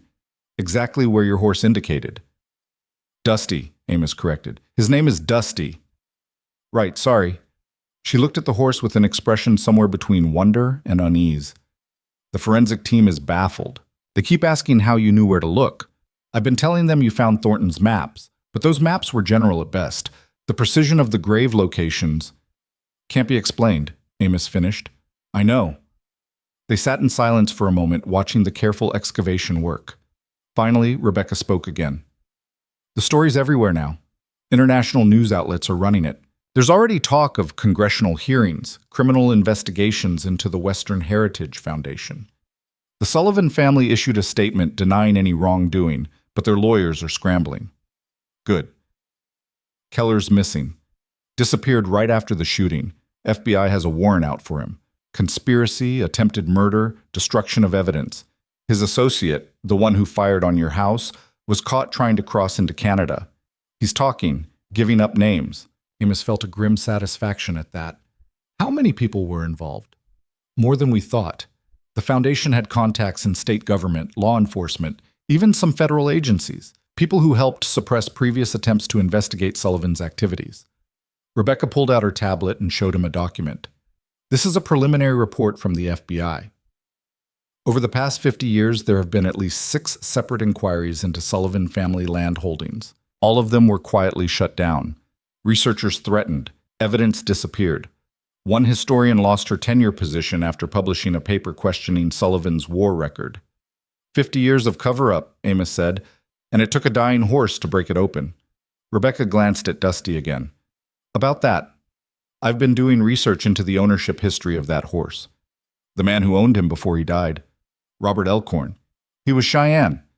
Amos turned to look at her. "What?" "Elkhorn was a descendant of survivors from Chief White Bear's band. His great-great-grandmother escaped the massacre because she was out gathering water when the attack happened. She witnessed it from hiding, saw her entire family killed." Rebecca's voice was soft. "Elkhorn spent his whole life researching what happened to his ancestors. He tried to find the burial sites, tried to get official recognition of the massacre. No one would listen. And he owned Dusty for 12 years. Got him as a colt from a reservation breeder. Trained him himself." She paused. "Elkhorn died 3 weeks ago. Heart attack," the medical examiner said. "But his neighbor said he'd been getting threatening letters, warning him to stop asking questions about historical land claims." The implications settled over Amos like a cold fog. "They killed him. Can't prove it, but the timing is suspicious." Rebecca looked at her tablet again. "Here's what's interesting. Before Elkhorn died, he told several people that if anything happened to him, they should watch for signs, that the truth would find a way out, that his ancestors would guide it." Amos's hand moved unconsciously to Dusty's neck. The horse's coat was glossy now, healthy, all traces of his near-death condition erased as if they'd never existed. "You think Elkhorn sent Dusty to me? From beyond the grave?" "I think Elkhorn believed in things that can't be measured or quantified. And I think his horse ended up in your hands exactly when and where he was needed." She met Amos's eyes. "Do you have a better explanation?" He didn't. He'd stopped looking for rational explanations days ago, somewhere between finding century-old documents buried on his property and having a half-dead horse lead him to evidence that was rewriting history. Agent Freeman appeared from one of the excavation tents, his expression grave. He walked over to where they sat. "Mr. Hale, Ms. Chen, we need you to see something." They followed him to the largest tent, the one covering the site nearest the 3 pines. Inside, forensic anthropologists worked under bright lights, carefully brushing dirt from bones arranged on examination tables. But Freeman led them past those to a separate area, where a single skeleton lay displayed with particular care. "Adult male," one of the anthropologists said, "a woman in her 40s with kind eyes and steady hands. Approximately 35 to 40 years old at time of death. Cause of death appears to be multiple gunshot wounds to the torso and head. She pointed to damage visible on the ribs and skull. But that's not what we wanted to show you. She indicated a corroded metal object lying beside the remains. This was buried with him. We almost missed it in the initial excavation. Amos leaned closer. It was a pocket watch, green with age, its face cracked but still legible. And engraved on the back, barely visible through the corrosion, were the initials J.T. Thornton, Rebecca breathed. We believe so, the anthropologist said. The burial location matches the description in his final letter, between the 3 pines in a separate grave from the strongbox. He was buried with military honors by someone who cared enough to mark the spot. Elkhorn, Amos said. It had to be. He found Thornton's grave and marked it with the trees, kept the secret alive. Freeman nodded. We're running DNA analysis, but based on the skeletal evidence and the personal effects, we're confident this is Captain James Thornton, 7th Cavalry, missing since June 1868. He looked at Amos. You helped find him, Mr. Hale. After 158 years, he's finally coming home. Amos felt something break open in his chest, some dam of emotion he hadn't known he was holding back. A man who'd tried to do the right thing, who'd died alone and unmourned, was finally being acknowledged. Finally getting the recognition he'd earned with his sacrifice. What happens now? Amos asked, his voice rough. We continue the excavation, Freeman said. Document every grave, identify as many victims as we can through forensic analysis and historical records. Then we turn it all over to the appropriate tribal authorities for proper burial, according to their customs. And the land? Freeman hesitated. That's complicated. Legally, it's still your property. But given what's buried here, there will be pressure to designate it as a protected historical site. You may have to sell or donate the land to a trust that can manage it appropriately. I don't want to profit from this, Amos said immediately. These people deserve better than to become a tourist attraction on my failing ranch. We understand. The FBI is working with tribal representatives and historical preservation groups to determine the best path forward.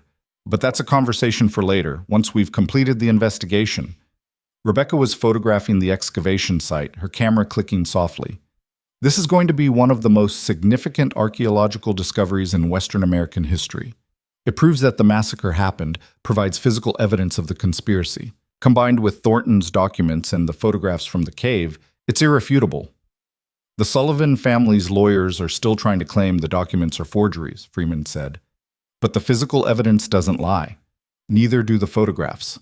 We've had experts from 3 universities examine them. They're authentic, period correct, and they show exactly what Thornton claimed they showed. Have they identified any of the soldiers in the photos? Amos asked. Several, including Major Garrett Sullivan himself, standing in front of a burning teepee.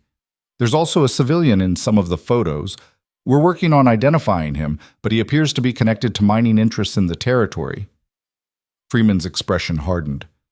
The conspiracy went deeper than even Thornton knew. We found evidence of similar massacres at 3 other locations, all connected to land grants issued to Sullivan's associates.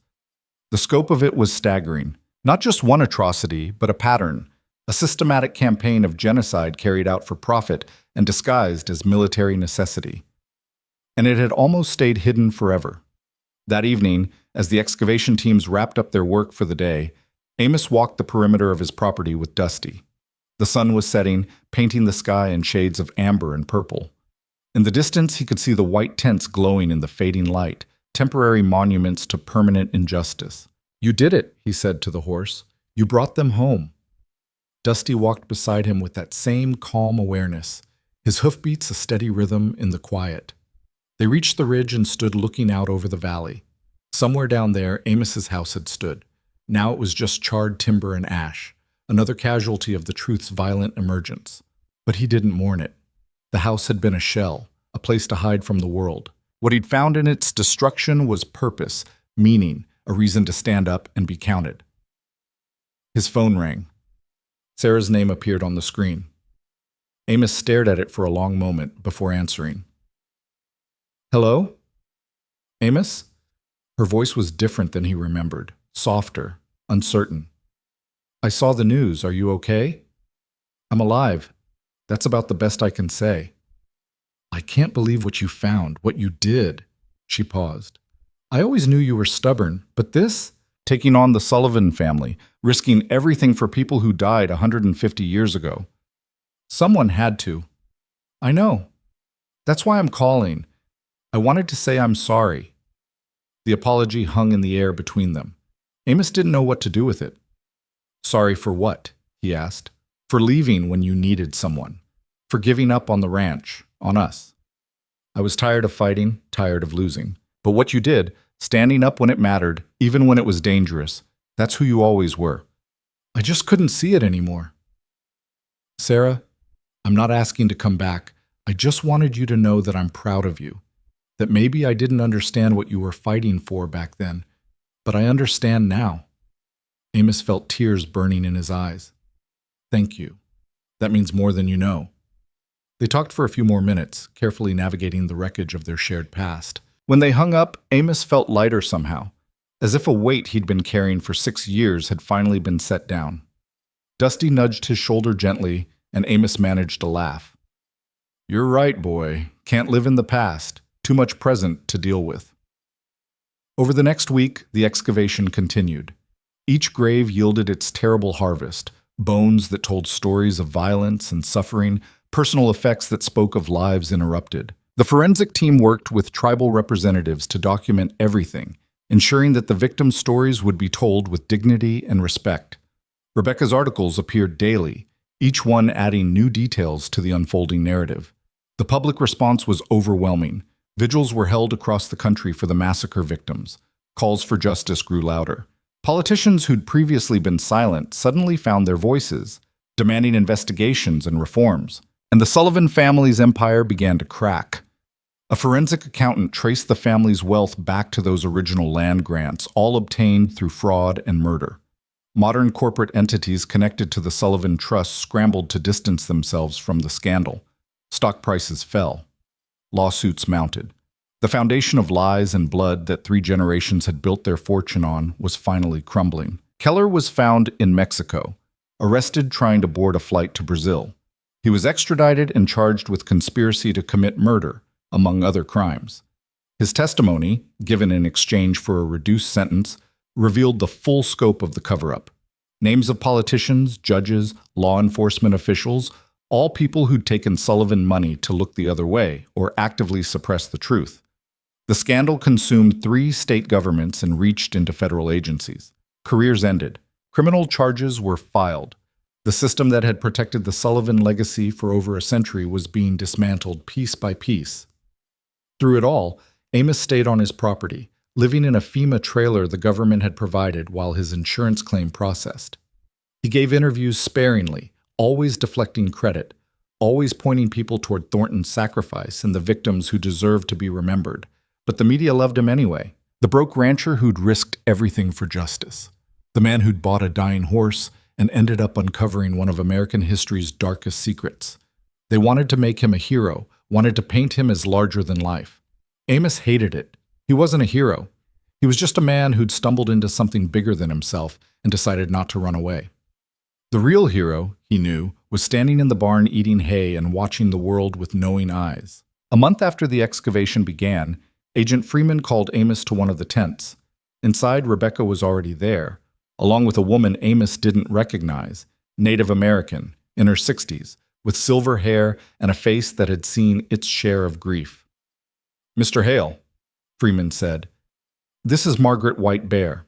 She's a descendant of Chief White Bear, whose band was massacred here in 1867. Margaret extended her hand and Amos shook it carefully. Her grip was firm, her eyes direct. "Thank you," she said simply, "for bringing my ancestors home." "I didn't do much," Amos said. "The horse did most of the work." A small smile touched her lips. "Robert Elkhorn's horse." "Yes, I heard. Robert was my cousin. He spent his whole life trying to prove what happened to our people. The world wouldn't listen to him, but it listened to you. I'm sorry it took so long. So am I. But the truth has its own timing."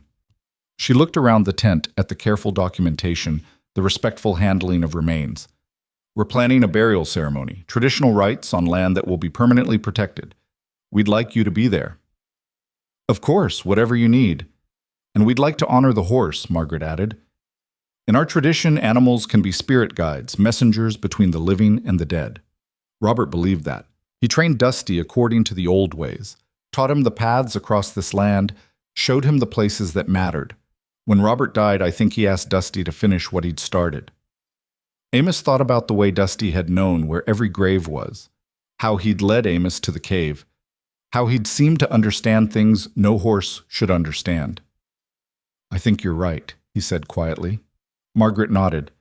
Then Dusty should be honored as well, as the one who carried the truth across the barrier between past and present. The burial ceremony took place on a cold morning in late November, almost exactly 159 years after the massacre. The entire excavation site had been prepared according to tribal customs, blessed by elders and marked with traditional symbols. The remains had been carefully arranged for reburial in a mass grave that would become a permanent memorial. Hundreds of people attended, tribal members from across the country, historians and archaeologists who'd worked the site, journalists covering the story, and ordinary citizens who'd been moved by the revelation. They stood in respectful silence as prayers were offered and songs were sung in languages that predated the nation itself. Amos stood near the back with Dusty beside him. Someone had braided ribbons into the horse's mane, traditional Cheyenne colors, Margaret had explained. Dusty wore them with patient dignity, as if he understood the solemnity of the occasion. Captain Thornton's remains were buried alongside those he'd tried to protect, his pocket watch placed on his chest. A marker was erected bearing his name and a simple inscription, "He tried to do what was right." When the ceremony concluded and the crowd began to disperse, Margaret approached Amos once more. "The tribal council has made a decision about the land," she said. "We're purchasing it from you at a fair price, enough to clear your debts and give you a fresh start. The land will become a protected memorial site, managed jointly by the tribe and a coalition of historical preservation groups." Amos felt relief wash over him. That's exactly what should happen. "We also want to establish a scholarship fund in Robert Elkhorn's name for Native students studying history and archaeology. We'd like you to serve on the board, if you're willing." I'd be honored, she smiled. "Good. And one more thing." She handed him an envelope. "This is from Robert's estate. His lawyer found it in his papers, addressed to whoever owned Dusty next. Robert wrote it 2 days before he died." Amos opened the envelope with shaking hands. Inside was a handwritten letter in neat, precise script. "To Dusty's new owner. If you're reading this, I'm gone. And if Dusty has come to you, it's because the spirits have chosen you for a purpose. I trained this horse on sacred ground, taught him the paths our ancestors walked, showed him where our people fell. I did this because I knew my time was running short, and the truth was still buried. I couldn't find it alone. But I still believe, that the land remembers, and that those who listen can hear it speaking. Dusty is more than a horse. He carries the memory of my people, the hope of justice too long delayed. If he has led you to dark truths, don't turn away from them. If he has shown you graves, honor them. If he has made you brave when you wanted to be safe, trust that courage. The Sullivan family and their allies tried to erase us from history. They murdered our ancestors and buried the evidence, thinking it would stay hidden forever. But truth is patient. It waits for the right moment, the right person, the right catalyst. Thank you for being that person. Thank you for listening to what Dusty had to show you. Thank you for having the courage to act. My people have a saying, the land is not empty. It holds the stories of all who walked it. You've helped those stories be heard. That's a gift beyond measure. Take care of Dusty. He's earned his rest." With gratitude, Robert Elkhorn Amos read the letter twice, then carefully folded it and placed it back in the envelope. He looked at Margaret, his vision blurred with tears. "He knew," Amos said. "Somehow he knew what was going to happen." "He had faith," Margaret corrected gently. "Faith that the truth would find a way. Faith that Dusty would find the right person. Faith that justice, however delayed, would eventually come." She touched Amos's arm briefly, then walked away to join her family. Amos stood alone with Dusty as the memorial site emptied. The mass grave had been filled and covered with stones, each one placed with intention and care. Markers stood at intervals, bearing the names of victims when they could be identified, and simple acknowledgments when they couldn't. Unknown child, unknown elder, unknown warrior. "You did good, boy," Amos said, running his hand along Dusty's neck. "You brought them home. You finished what Robert started, what Thornton died for. You can rest now." Dusty turned his head and looked at Amos with those deep, knowing eyes. And for just a moment, Amos saw them all reflected there. Thornton with his desperate hope, Elkhorn with his patient faith. The victims whose names had been lost but whose lives mattered. All of them, carried forward by one horse who'd refused to die until his purpose was complete. The memorial site was completed in early spring. A museum was built nearby, housing Thornton's documents and the photographs from the cave. The story was told in full, unflinching detail. The massacre, the cover-up, the century and a half of suppression, and finally, the revelation that had brought it all to light. Amos attended the dedication ceremony, but left before the speeches started. He'd had enough of being in the spotlight, enough of being called a hero. All he wanted was to rebuild his life somewhere quiet, somewhere he could start fresh. He'd bought a small place about 50 miles from Millbrook, nothing fancy, just 20 acres with a creek running through it and a barn that didn't leak. The money from selling his old property had cleared his debts and left him with enough to live on modestly. It wasn't much, but it was enough. Dusty came with him, of course. The horse had recovered completely from his near-death condition at the auction. He was healthy, strong, moved without any trace of the limp that had plagued him when Amos first bought him. It was as if fulfilling his purpose had healed him, body and soul. They settled into a quiet routine.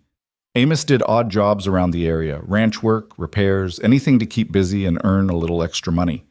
Dusty grazed in the pasture, occasionally wandering over to check on Amos like a concerned friend.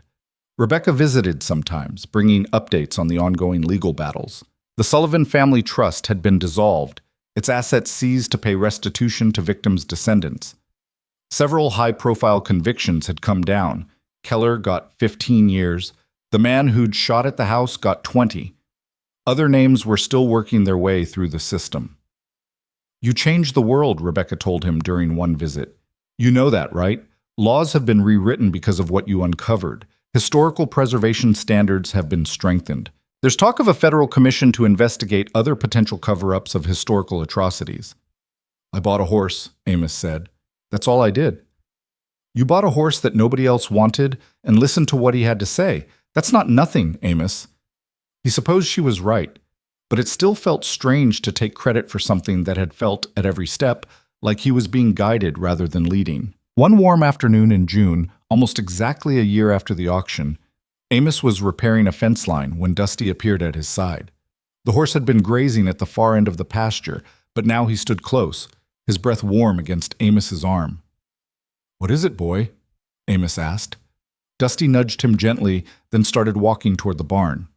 Amos followed, confused. When they reached the barn, Dusty walked inside and stood in his favorite stall, the one with the window that looked out over the creek. And then, slowly, deliberately, the horse lay down. Horses didn't lie down often. When they did, it usually meant something was wrong. Amos's heart clenched with sudden fear. "Dusty, you okay?" But the horse just looked at him with those calm, knowing eyes. And Amos understood. He sat down beside Dusty, placed his hand on the horse's neck, and felt the heartbeat beneath. Strong, steady, but somehow complete. Like a book closing, like a journey ending at exactly the right place. "You're done," Amos said softly. "Your work is finished." Dusty exhaled, a long, peaceful breath. His eyes never left Amos's face. "Thank you," Amos whispered, tears streaming down his face. "Thank you for choosing me. Thank you for making me brave. Thank you for showing me that even broken things can matter, can make a difference." The horse's breathing slowed, became shallow. But there was no distress in his eyes, no fear, just peace and perhaps relief. The burden he'd carried, across time, across the boundary between life and death, across the gulf between past and present, had finally been set down. Amos stayed with him as the sun moved across the sky, as shadows lengthened and the day grew cool. He talked to Dusty about everything and nothing, about the memorial, about the lives that had been changed, about the justice that had finally been served. And sometime just before sunset, with Amos's hand still resting on his neck and soft words still flowing, Dusty took one last breath and was still. Amos sat there in the gathering darkness, his hand on the horse that had saved him, and wept. Not from grief exactly, but from gratitude, from awe at having been part of something so much larger than himself. from the humbling knowledge that he'd been chosen as an instrument of justice by forces he'd never fully understand. He buried Dusty on a hillside overlooking the creek, in a spot where the morning sun would always touch. He placed a marker there with a simple inscription: Dusty, a horse who remembered when the world forgot. And beneath that, in smaller letters, he carried the truth home. The wind moved through the grass around the grave, sounding almost like whispered voices. Thornton and Elkhorn and all those unnamed dead, finally at peace. The land remembered, Amos thought, and now, thanks to one impossible horse and one desperate man, the world would remember too. He stood by the grave until full dark, then walked back to his small house, carrying the weight of all that had happened and all that it meant. Tomorrow, he would call Margaret and tell her what had happened. Tomorrow, there would be grief and ceremony and proper honoring of the horse who changed everything. But tonight, Amos just sat on his porch and looked up at the stars, feeling the presence of everyone who'd played a part in this impossible story. And he felt, for the first time in longer than he could remember, that his life had meant something, that he had mattered, all because he'd made one irrational decision on one desperate day, to buy a dying horse when he had nothing left to lose. It turned out he'd had everything left to gain. The funeral for Dusty drew more people than Amos expected. Margaret White Bear came with a contingent of tribal elders carrying sage and sweetgrass for the blessing ceremony. Rebecca drove up from Denver with a photographer who'd been documenting the entire story. Sheriff Walters arrived in his personal truck, hat in hand. Even Agent Freeman made the trip, taking a rare day off from the ongoing prosecutions to pay his respects to the horse that had made it all possible. They gathered on the hillside as the sun climbed over the eastern ridge, painting the world in shades of gold and amber. Margaret led the ceremony, her voice strong and clear as she spoke words in Cheyenne that Amos didn't understand but felt in his bones. The elders circled Dusty's grave, trailing smoke from the burning sage, blessing the ground and the spirit that had inhabited the remarkable animal buried beneath. In our tradition, Margaret said, switching to English so everyone could understand, we believe that some spirits take animal form to complete unfinished work. Dusty carried the memories of our ancestors, the hopes of Robert Elkhorn, the courage of Captain Thornton. He was a bridge between worlds, a messenger between the living and the dead. She turned to look at Amos directly. And he chose you, Amos Hale, to be his partner in this sacred work. That was not chance. That was destiny, recognizing readiness. Amos felt his throat tighten. He'd never believed in destiny before, had always thought life was just random chaos, occasionally interrupted by human choice. But standing there, looking at the grave of a horse who'd done impossible things, he found his old certainties crumbling. I was nobody, he said quietly. Broken. Failing. I had nothing to offer. You had compassion, Margaret replied. You saw a suffering creature and chose mercy over practicality. That single choice opened a door that had been locked for over a century. Never underestimate the power of a compassionate heart, Amos. It changes the world more often than strength or wealth ever could. The ceremony continued for another hour. Songs were sung, prayers offered, stories told about Robert Elkhorn and his lifelong quest for justice. When it ended, people lingered, reluctant to leave the sacred space that had formed around Dusty's grave. Rebecca approached Amos as the crowd began to thin. I finished the book, she said. My publisher wants to release it this fall. I brought you the dedication page. She handed him a printed sheet. Amos read, For Captain James Thornton, who died trying to tell the truth. For Robert Elkhorn, who never stopped believing it could be found. For Dusty, who carried it home. And for Amos Hale, who had the courage to listen. I don't need to be in there, Amos said, trying to hand it back. Yes, you do. Because people need to know that ordinary people can do extraordinary things. That broken doesn't mean useless. That the world changes because individuals decide to stand up when it matters. She pushed the paper back into his hands. You're part of this story, Amos. Own it. After everyone left, Amos sat alone by the grave as the day faded into evening. He'd brought a folding chair and a thermos of coffee, planning to keep vigil the way he'd done when Dusty was alive and suffering those first few nights in the barn. The sun was setting when he heard a vehicle coming up the drive. Amos turned to see an old pickup truck, beaten and weathered, pulling to a stop near the house.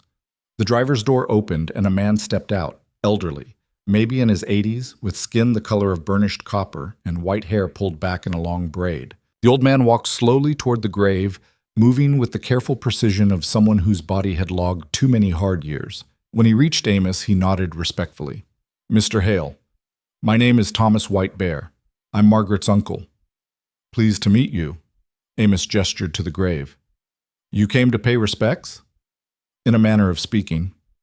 Thomas looked down at the grave marker, his weathered face unreadable.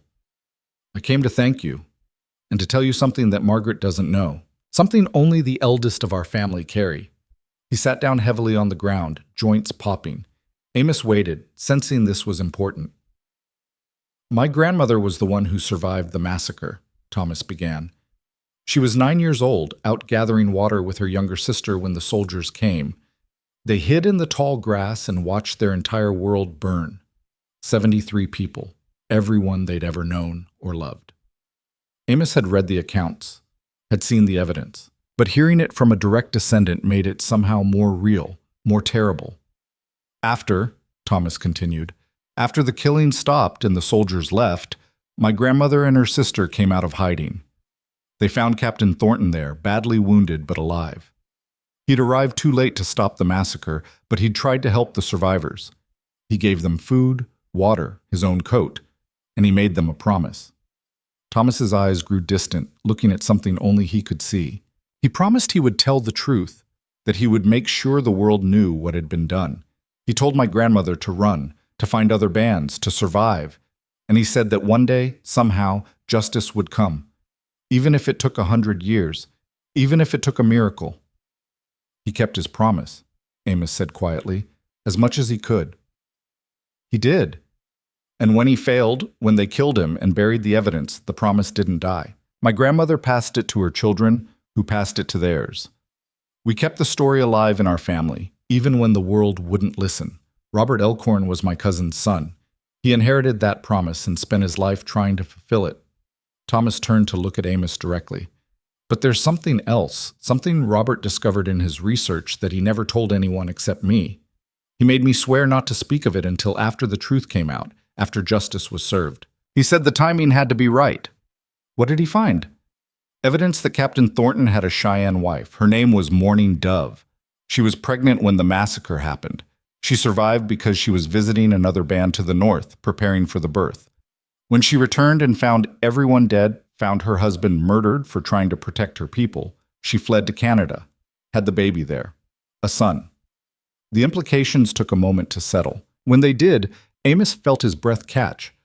Robert Elkhorn was descended from Captain Thornton? Through his mother's line, yes. Thornton's great-great-grandson, which means he was trying to complete his own ancestors' work. Thomas smiled faintly. "Blood calls to blood, Mr. Hale. The circle had to close. Robert couldn't do it himself. He was too close to it, too easy to dismiss as someone with an agenda. But he could prepare the way. He could train a horse on sacred ground, teach it the paths, show it where the truth was buried, and then he could trust that horse to find the right person at the right time." "He found a desperate man buying animals at a livestock auction," Amos said. "That doesn't sound like destiny. That sounds like random chance." "Does it? Tell me, Mr. Hully. What made you go to that auction? What made you walk past all the healthy horses to the reject pens? What made you look at one dying animal and decide to spend money you didn't have to save him?" Amos opened his mouth to answer, then closed it. He'd asked himself those questions 100 times and never found a satisfying answer. He'd just done it, acted on instinct or impulse or something he couldn't name. "The land remembers," Thomas said, echoing the words Thornton had written so long ago. "And sometimes it calls to those who are ready to listen. You were broken, yes, failing, yes, but you were also open in a way that success and certainty never allows. You had nothing left to lose, which meant you had everything to gain, and you still had compassion in your heart, even when the world had given you every reason to let it harden." The old man stood slowly, brushing dirt from his jeans. "That's what I came to tell you, that this wasn't random, that you were chosen, as surely as Thornton was chosen, as Robert was chosen. The circle needed you to close, and you did it." He reached into his pocket and pulled out a small leather pouch.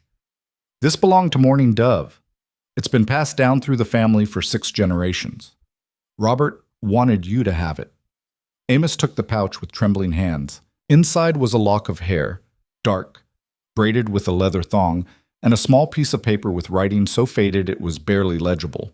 He held it up to the fading light and made out the words, "For my son. Tell him his father died a hero. Tell him the truth always matters, even when it costs everything. J.T." Thornton wrote this for his child, Amos breathed, the child he never knew. And now it's come full circle. The truth is told. Justice is served. The promise is kept. Thomas placed a weathered hand on Amos's shoulder. "Sleep well, my friend. Your work, like Dusty's, is complete." He walked back to his truck and drove away, leaving Amos alone with the gravity of what he'd just learned. The story was even bigger than he'd known, even more impossible. A cavalry captain and a Cheyenne woman, a son born in exile, a family that had carried a promise across 6 generations, a horse trained to remember what humans wanted to forget, and himself, a broke rancher who'd bought that horse on the worst day of his life and ended up part of something that would echo through history. The next morning, Amos woke to find his small ranch transformed. Overnight, someone had placed stones around Dusty's grave, river rocks, smooth and white, arranged in a traditional Cheyenne pattern. Flowers had been left, along with small offerings, tobacco, sweetgrass, an eagle feather. A note was tucked under one of the stones. Amos unfolded it and read Margaret's handwriting. "The people have spoken. This place is sacred now. We will maintain it, honor it, ensure Dusty is never forgotten. Thank you for giving him a place to rest. M.W.B." Over the following weeks, the pilgrims came. People who'd read Rebecca's articles, who'd followed the story, who'd been moved by the tale of a horse who'd carried truth across time. They came to pay respects, to leave offerings, to stand in the presence of something larger than themselves. Amos tried to discourage it at first, uncomfortable with his property becoming a destination, but Margaret convinced him otherwise. "Let them come," she said during one of her visits. "People need places where they can touch the miraculous, where they can believe that justice is possible even when it seems impossible. Dusty's grave is becoming that place. Don't take it from them." So Amos relented. He even built a small parking area and a walking path to the grave, making it easier for visitors to come and go without disturbing his daily life. He put up a sign with Dusty's story, written in consultation with Margaret and the tribal elders, ensuring the full context was understood. The legal battles continued through the summer and into fall. More members of the Western Heritage Foundation were indicted.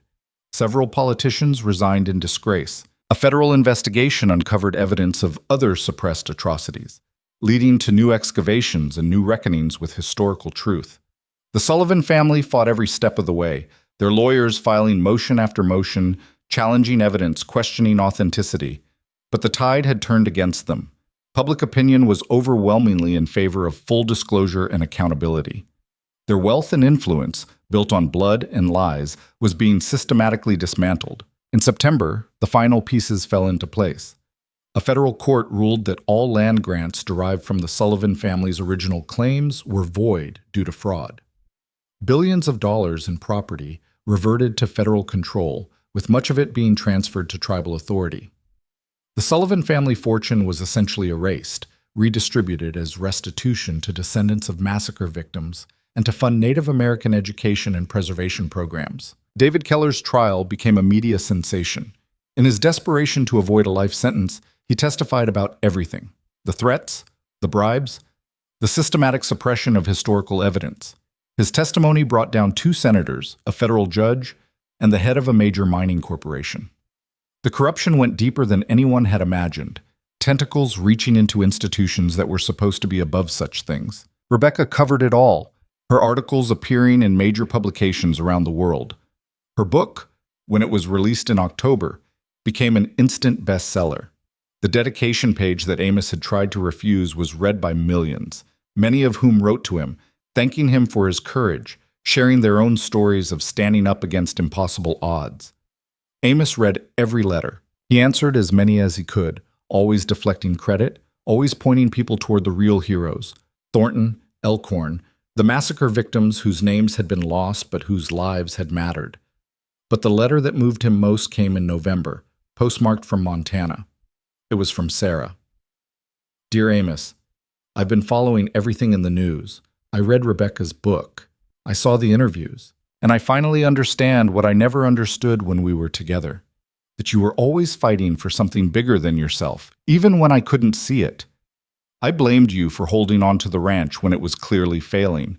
I thought you were being stubborn, refusing to accept reality. But now I see you are being faithful to the land, to the legacy your family built, to something you couldn't articulate but felt deeply. That faithfulness saved those people, Amos, the ones buried on your property. If you'd given up, if you'd sold the ranch to developers or mining companies, they might have stayed buried forever. But you held on, even when it cost you everything, even when it cost you me. I'm not asking to come back. That ship has sailed, and we both know it, but I wanted you to know that I'm proud of who you are and what you did. I'm proud I was married to you, even if I wasn't strong enough to stay. You were always better than you knew, Amos. I hope you know it now. With love and respect, Sarah Amos folded the letter carefully and placed it in a box with other precious things. Thornton's final message to his son, Robert Elkhorn's letter about Dusty, photographs of the excavation, and the memorial. These were his treasures now, worth more than any amount of gold. Winter came early that year, covering the landscape in snow by Thanksgiving. Amos spent the holiday alone, as he'd spent so many holidays before. But alone didn't feel lonely anymore. He'd found purpose, meaning, connection to something that stretched back through time and forward into the future. On Christmas Eve, he walked out to Dusty's grave through fresh snow. Someone had been there before him. Fresh flowers lay on the stones, and a new note was pinned beneath them. Amos read it by flashlight. My daughter was studying history in school. She asked why bad people often win and good people often lose. I told her about Captain Thornton, about Robert Elkhorn, about a horse named Dusty and a man named Amos. I told her that good doesn't always win, but it never stops fighting. Thank you for teaching me how to answer that question. A grateful parent. Amos stood in the falling snow, reading those words over and over. This was the legacy, he realized. Not fame or fortune, but the ripples spreading outward from one act of compassion, from one choice to do the right thing, even when it was hard. He stayed there until the cold drove him back inside, his footprints the only marks in the pristine snow. The new year brought new developments. The memorial site on Amos's old property was completed, a tasteful structure that balanced education with reverence. School groups began visiting, learning the true history that had been suppressed for so long. Descendants of massacre victims came from across the country to pay respects to ancestors they'd only known through stories. And something unexpected happened. The story of Dusty began to spread beyond the specific historical context, becoming something larger. People started sharing their own stories of animals who'd seemed to know things, who'd appeared at crucial moments, who'd guided them through darkness. The stories came from every culture, every tradition, every corner of the world. A woman in Japan wrote about a cat that had led rescuers to her elderly mother after an earthquake. A man in Brazil told of a dog that had alerted his family to a gas leak hours before it would have killed them. A child in Kenya described a bird that had guided her back to her village when she was lost. The letters poured in, hundreds of them, all variations on the same theme. Animals as messengers, as bridges between worlds, as carriers of wisdom humans had forgotten how to access. Rebecca wrote an article about the phenomenon, tracing it back to indigenous traditions that had always known what modern society had dismissed as superstition. Maybe, she wrote, we're finally remembering what we never should have forgotten, that we're not separate from nature, but part of it, and that part of nature sometimes speaks to us, if we're willing to listen. By spring, Amos had settled into a new rhythm. He worked his small ranch, tended his land, welcomed the occasional visitor who wanted to pay respects at Dusty's grave. He served on the board of the Robert Elkhorn Memorial Scholarship Fund, helping select recipients who would carry forward the work of historical preservation and truth-telling. He'd rebuilt his life, but it was different now, lighter, more purposeful. He still had debts, not financial anymore, but moral ones. Debts to those who'd trusted him with their truth, who'd believed he would see it through.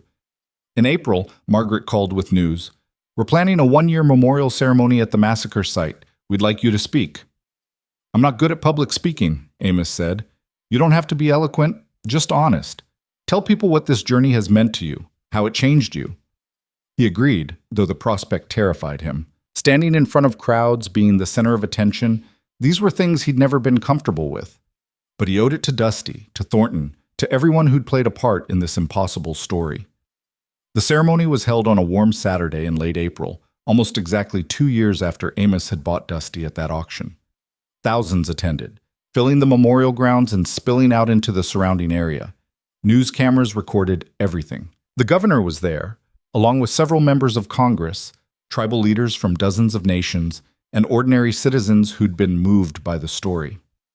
When Amos's turn came to speak, he walked to the podium on shaking legs. He looked out at the sea of faces and felt his mind go blank.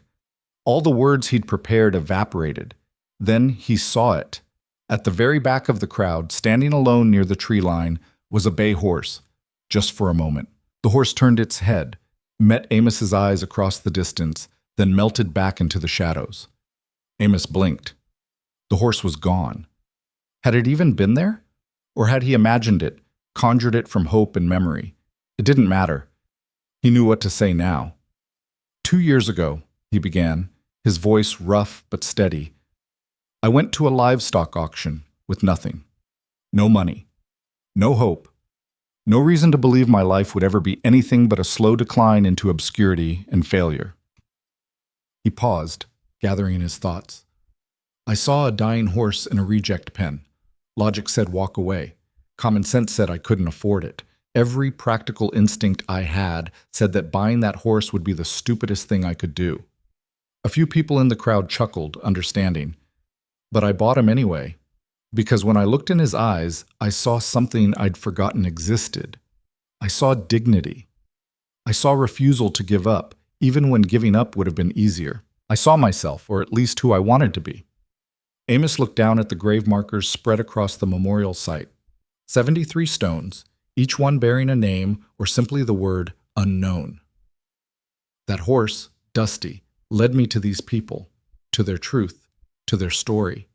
He did what seemed impossible, what logic said couldn't happen, and because he did, justice finally came. After 158 years, these victims finally got the recognition they deserved. The conspiracy that killed them finally got exposed. The lies that covered it up finally got torn down. He looked back up at the crowd. People asked me how it happened, how a horse could know where graves were buried, how he could lead me to evidence, how any of it makes sense. I don't have an answer that'll satisfy skeptics, but I know what I experienced. I know that sometimes the impossible happens. Sometimes broken things heal. Sometimes lost truths get found. Sometimes justice, however delayed, eventually comes. His voice grew stronger. And I know that it starts with compassion. With one person looking at suffering and deciding to act, even when action seems pointless, even when it costs everything, even when no one else is watching. Amos gripped the podium. Captain Thornton showed compassion to people he was supposed to help conquer. It cost him his life.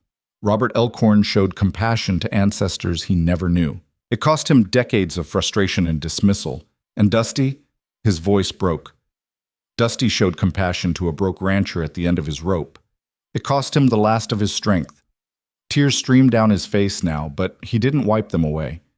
But their compassion changed the world. It tore down an empire built on blood. It gave voice to the voiceless. It proved that truth matters, that justice matters, that remembering matters. He looked directly at the cameras. So to everyone watching this, everyone hearing this story, don't dismiss the small acts of compassion. Don't think they don't matter. Don't believe the lie that individuals can't change anything, because I'm living proof that they can. We all are. He gestured to the memorial site. These people died forgotten. They lived forgotten. For over a century and a half, the world didn't know their names, didn't care about their lives, didn't acknowledge their murders. But now we do. Now their story is told. Now their deaths mean something beyond just tragedy. Amos stepped back from the podium. I was nobody. I'm still nobody, really. But I was in the right place at the right time with the right choice in front of me. And I made it. That's all any of us can do. Make the right choice when it's offered, even when it's hard. Especially when it's hard. He paused, then added quietly, Thank you, Dusty, for everything. I hope you're at peace. The crowd stood in silence for a long moment. Then someone started clapping. Others joined. Within seconds, the applause was thunderous. rolling across the memorial grounds like a physical force. Amos walked away from the podium, overwhelmed. Margaret met him at the bottom of the steps and hugged him tightly. "That was perfect," she said. "Exactly what needed to be said." The rest of the ceremony passed in a blur. More speeches, more songs, more tears and remembrance. When it finally ended and the crowds dispersed, Amos found himself alone at the memorial, just as he'd been alone at Dusty's grave so many times before. He walked among the markers, reading names when they were known, acknowledging the unknowns with equal reverence. These were his people now, in a way. Not by blood, but by circumstance and choice and the strange alchemy that had bound his fate to theirs. "I kept the promise," he said to them, to Thornton, to Elkhorn, to Dusty, to all the voices that had guided him here. "I kept it the best I could." The wind moved through the memorial grounds, rustling the flags and prayer ties that people had left. It sounded almost like whispered agreement, like acknowledgement, like peace. Amos stayed until the sun set, until the shadows grew long and the air turned cool. Then he walked back to his truck and drove home to his small ranch, to his quiet life, to the future he'd earned through courage he hadn't known he possessed. 3 years later, on a morning in early June, Amos woke to find a letter in his mailbox with no return address. Inside was a single photograph, old, sepia-toned, showing a man in a cavalry uniform standing beside a Cheyenne woman. They were holding hands. Both were smiling. On the back, in handwriting Amos had learned to recognize, was written, "Captain James Thornton and Morning Dove, June 1867. The only photo of them together. Thought you should have it. TWB." Amos stared at the photograph for a long time. Thornton looked young, idealistic, full of hope. Morning Dove looked strong, beautiful, radiant with love. They had no idea what was coming, what would be torn away from them, what legacy of pain and justice and redemption their brief union would create. He framed the photograph and hung it in his living room, where it caught the morning light. Every day after that, he'd pause in front of it, looking at those two young people from another time, and he'd remember. He'd remember that love crosses boundaries that hate tries to enforce, that truth survives even when buried, that justice, however delayed, can still arrive, and that sometimes miracles happen in the form of a dying horse in a reject pen at a livestock auction, waiting for one person to see past the suffering to the purpose beneath. Amos Hale had been that person, and it had changed everything. The land remembered, the people remembered. The story was told and would continue being told, generation after generation, a testament to courage and compassion and the impossible power of doing what's right. And somewhere, in whatever place spirits go when their work is done, Amos liked to think that Thornton and Morning Dove were reunited, that Elkhorn finally rested easy, and that a horse named Dusty ran free across endless grasslands, carrying no burden but joy. The circle was closed, the promise was kept, and the world, however slightly, was better for it. That was enough. That was everything.